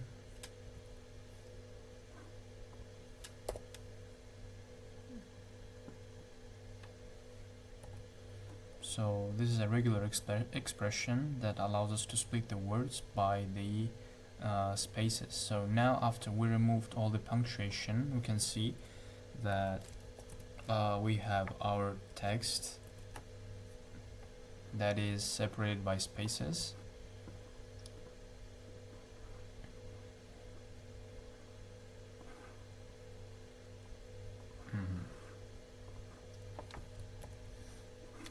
Alright, let's continue. So we have our words right now in the array. Now we need to count the number of words. So to do that, we can store them in a map. So let's convert them to the map. Alright, so let's create a map of, so the key will be string and the value will be integer, so the number of words.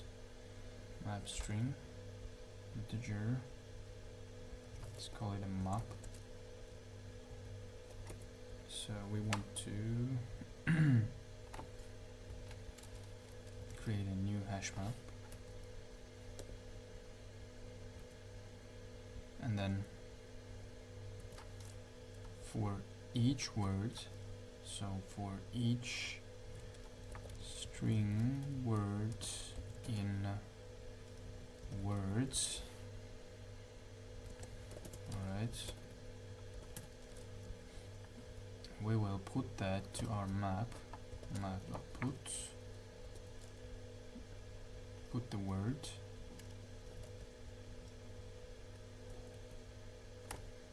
alright, put the word and the key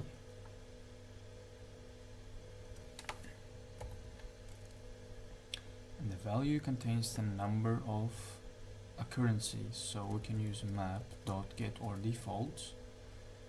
So get or default word and 0 for default value if there is no occurrence of that word, and if there is, we will increment it by 1. Alright,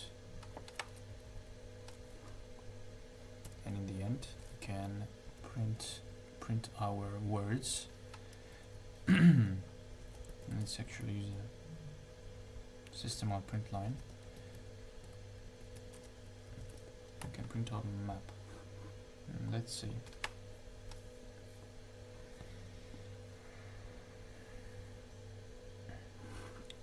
Let's print it in a more appealing way using a for loop. So for each word, so string word,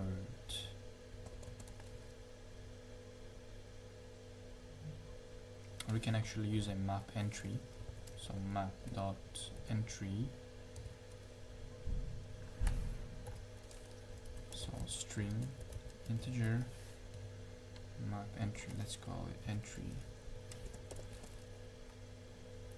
For each entry in our map dot entry set, we will go and print out each entry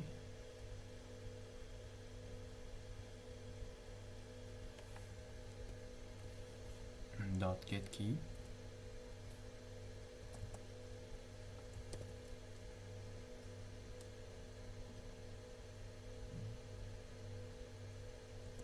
and we'll put some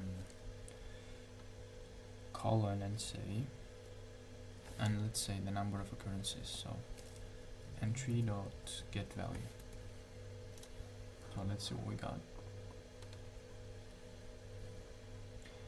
So they occur twice, times occur twice, word twice.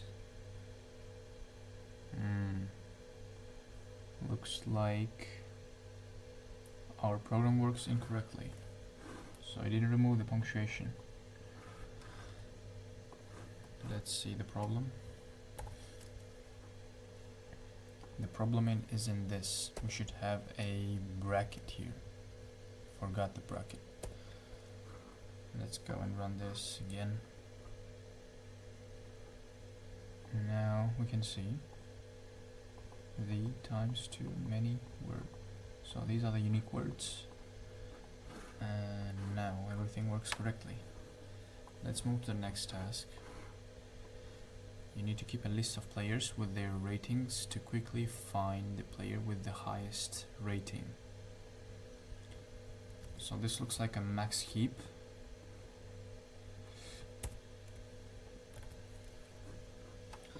So let's first create a class player. Class player. So player has a name and has a rating. We can make it integer rating. And let's generate a constructor. So constructor. Let's override the method to string. Public string to string. So this is override.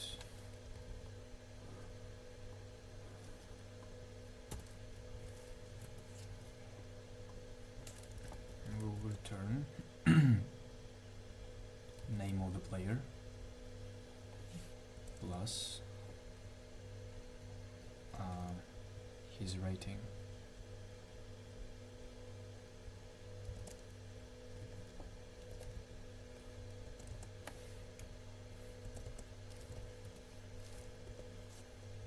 Like this.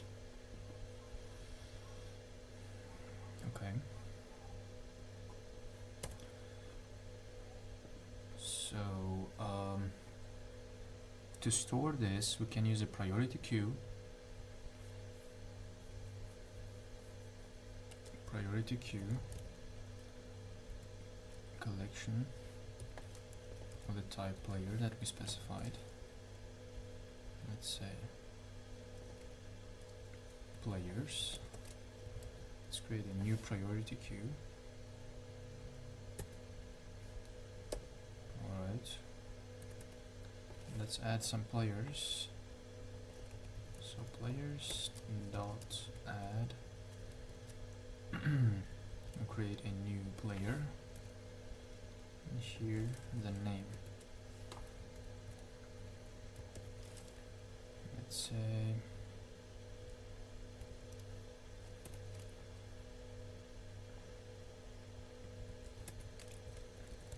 John with the rating 95. Let's have Sam with the rating 85. Let's have who else? Jesse with the rating 70. Let's have one more. Walter with the rating 80. And let's keep them random order like this. Yes. So now we have our players and we need to sort them by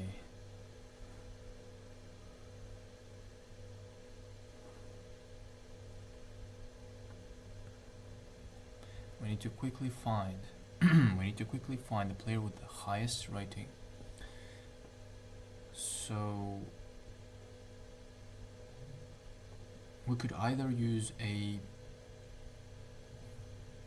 tree map actually instead of making our lives harder, but since we already have a priority queue,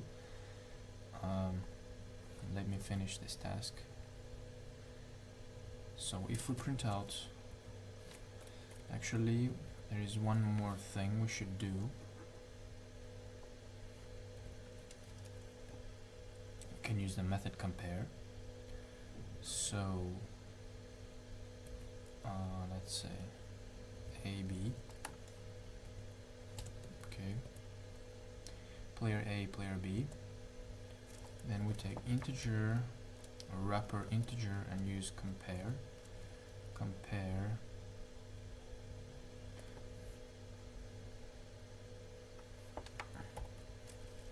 Compare the rating of A and B. So B rating and A rating. So now we can see the player with the highest rating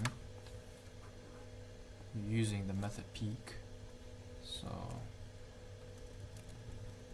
player highest rating,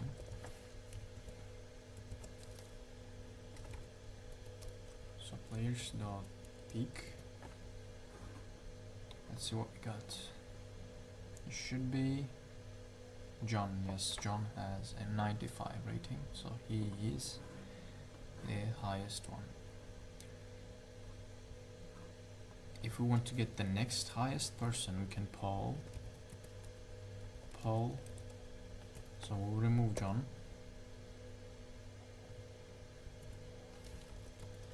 And here we can see the next highest player. So it is Sam with the rating 85. Yes, so Sam is the next highest person. So the problem is with the tree map that I wanted to use in the beginning is that tree maps, they store unique keys, which means that our names must be unique, so we wouldn't be able to have two Johns or two Walters. So priority queue is a good option in this case. Now the last task. The data is received in a streaming mode, and it is necessary to check whether the given element has already been received before. So let me get rid of this.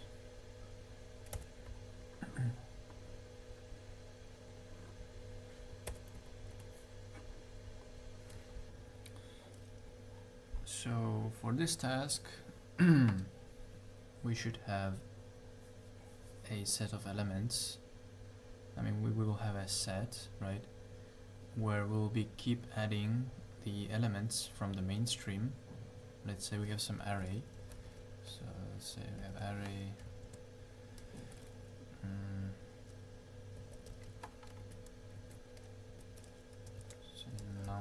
numbers. And let's say 1, 2, 3, 4, 5. 1, 2, 3, 4.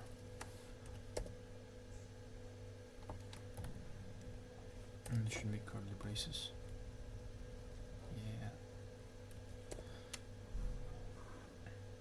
And let's actually call it a stream. So this is a stream of numbers. So you can see we have duplicate numbers here. So we'll be adding these numbers one by one to the set. So set contains unique values. So let's create a set integer. Let's say my set. Let's create a new hash set, and we'll use a for loop for each integer. Let's say num in stream. For each num in stream, we will be adding to our set, and also we'll have a conditional statement if. So if my set dot already contains that element, that number, then we'll print out. We will print out duplicate detected. And let's say number.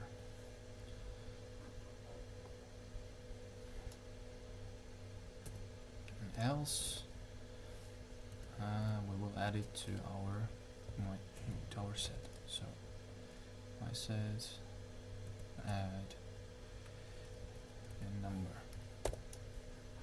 Alright. Now let's run this.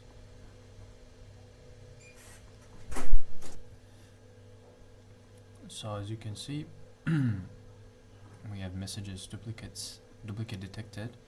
So since these first 5 numbers are unique, they were added to our set, and then we started getting duplicate elements. So 1, 2, 3, 4 are duplicates, and so our if statement worked correctly and printed out duplicate detected with the value indicated.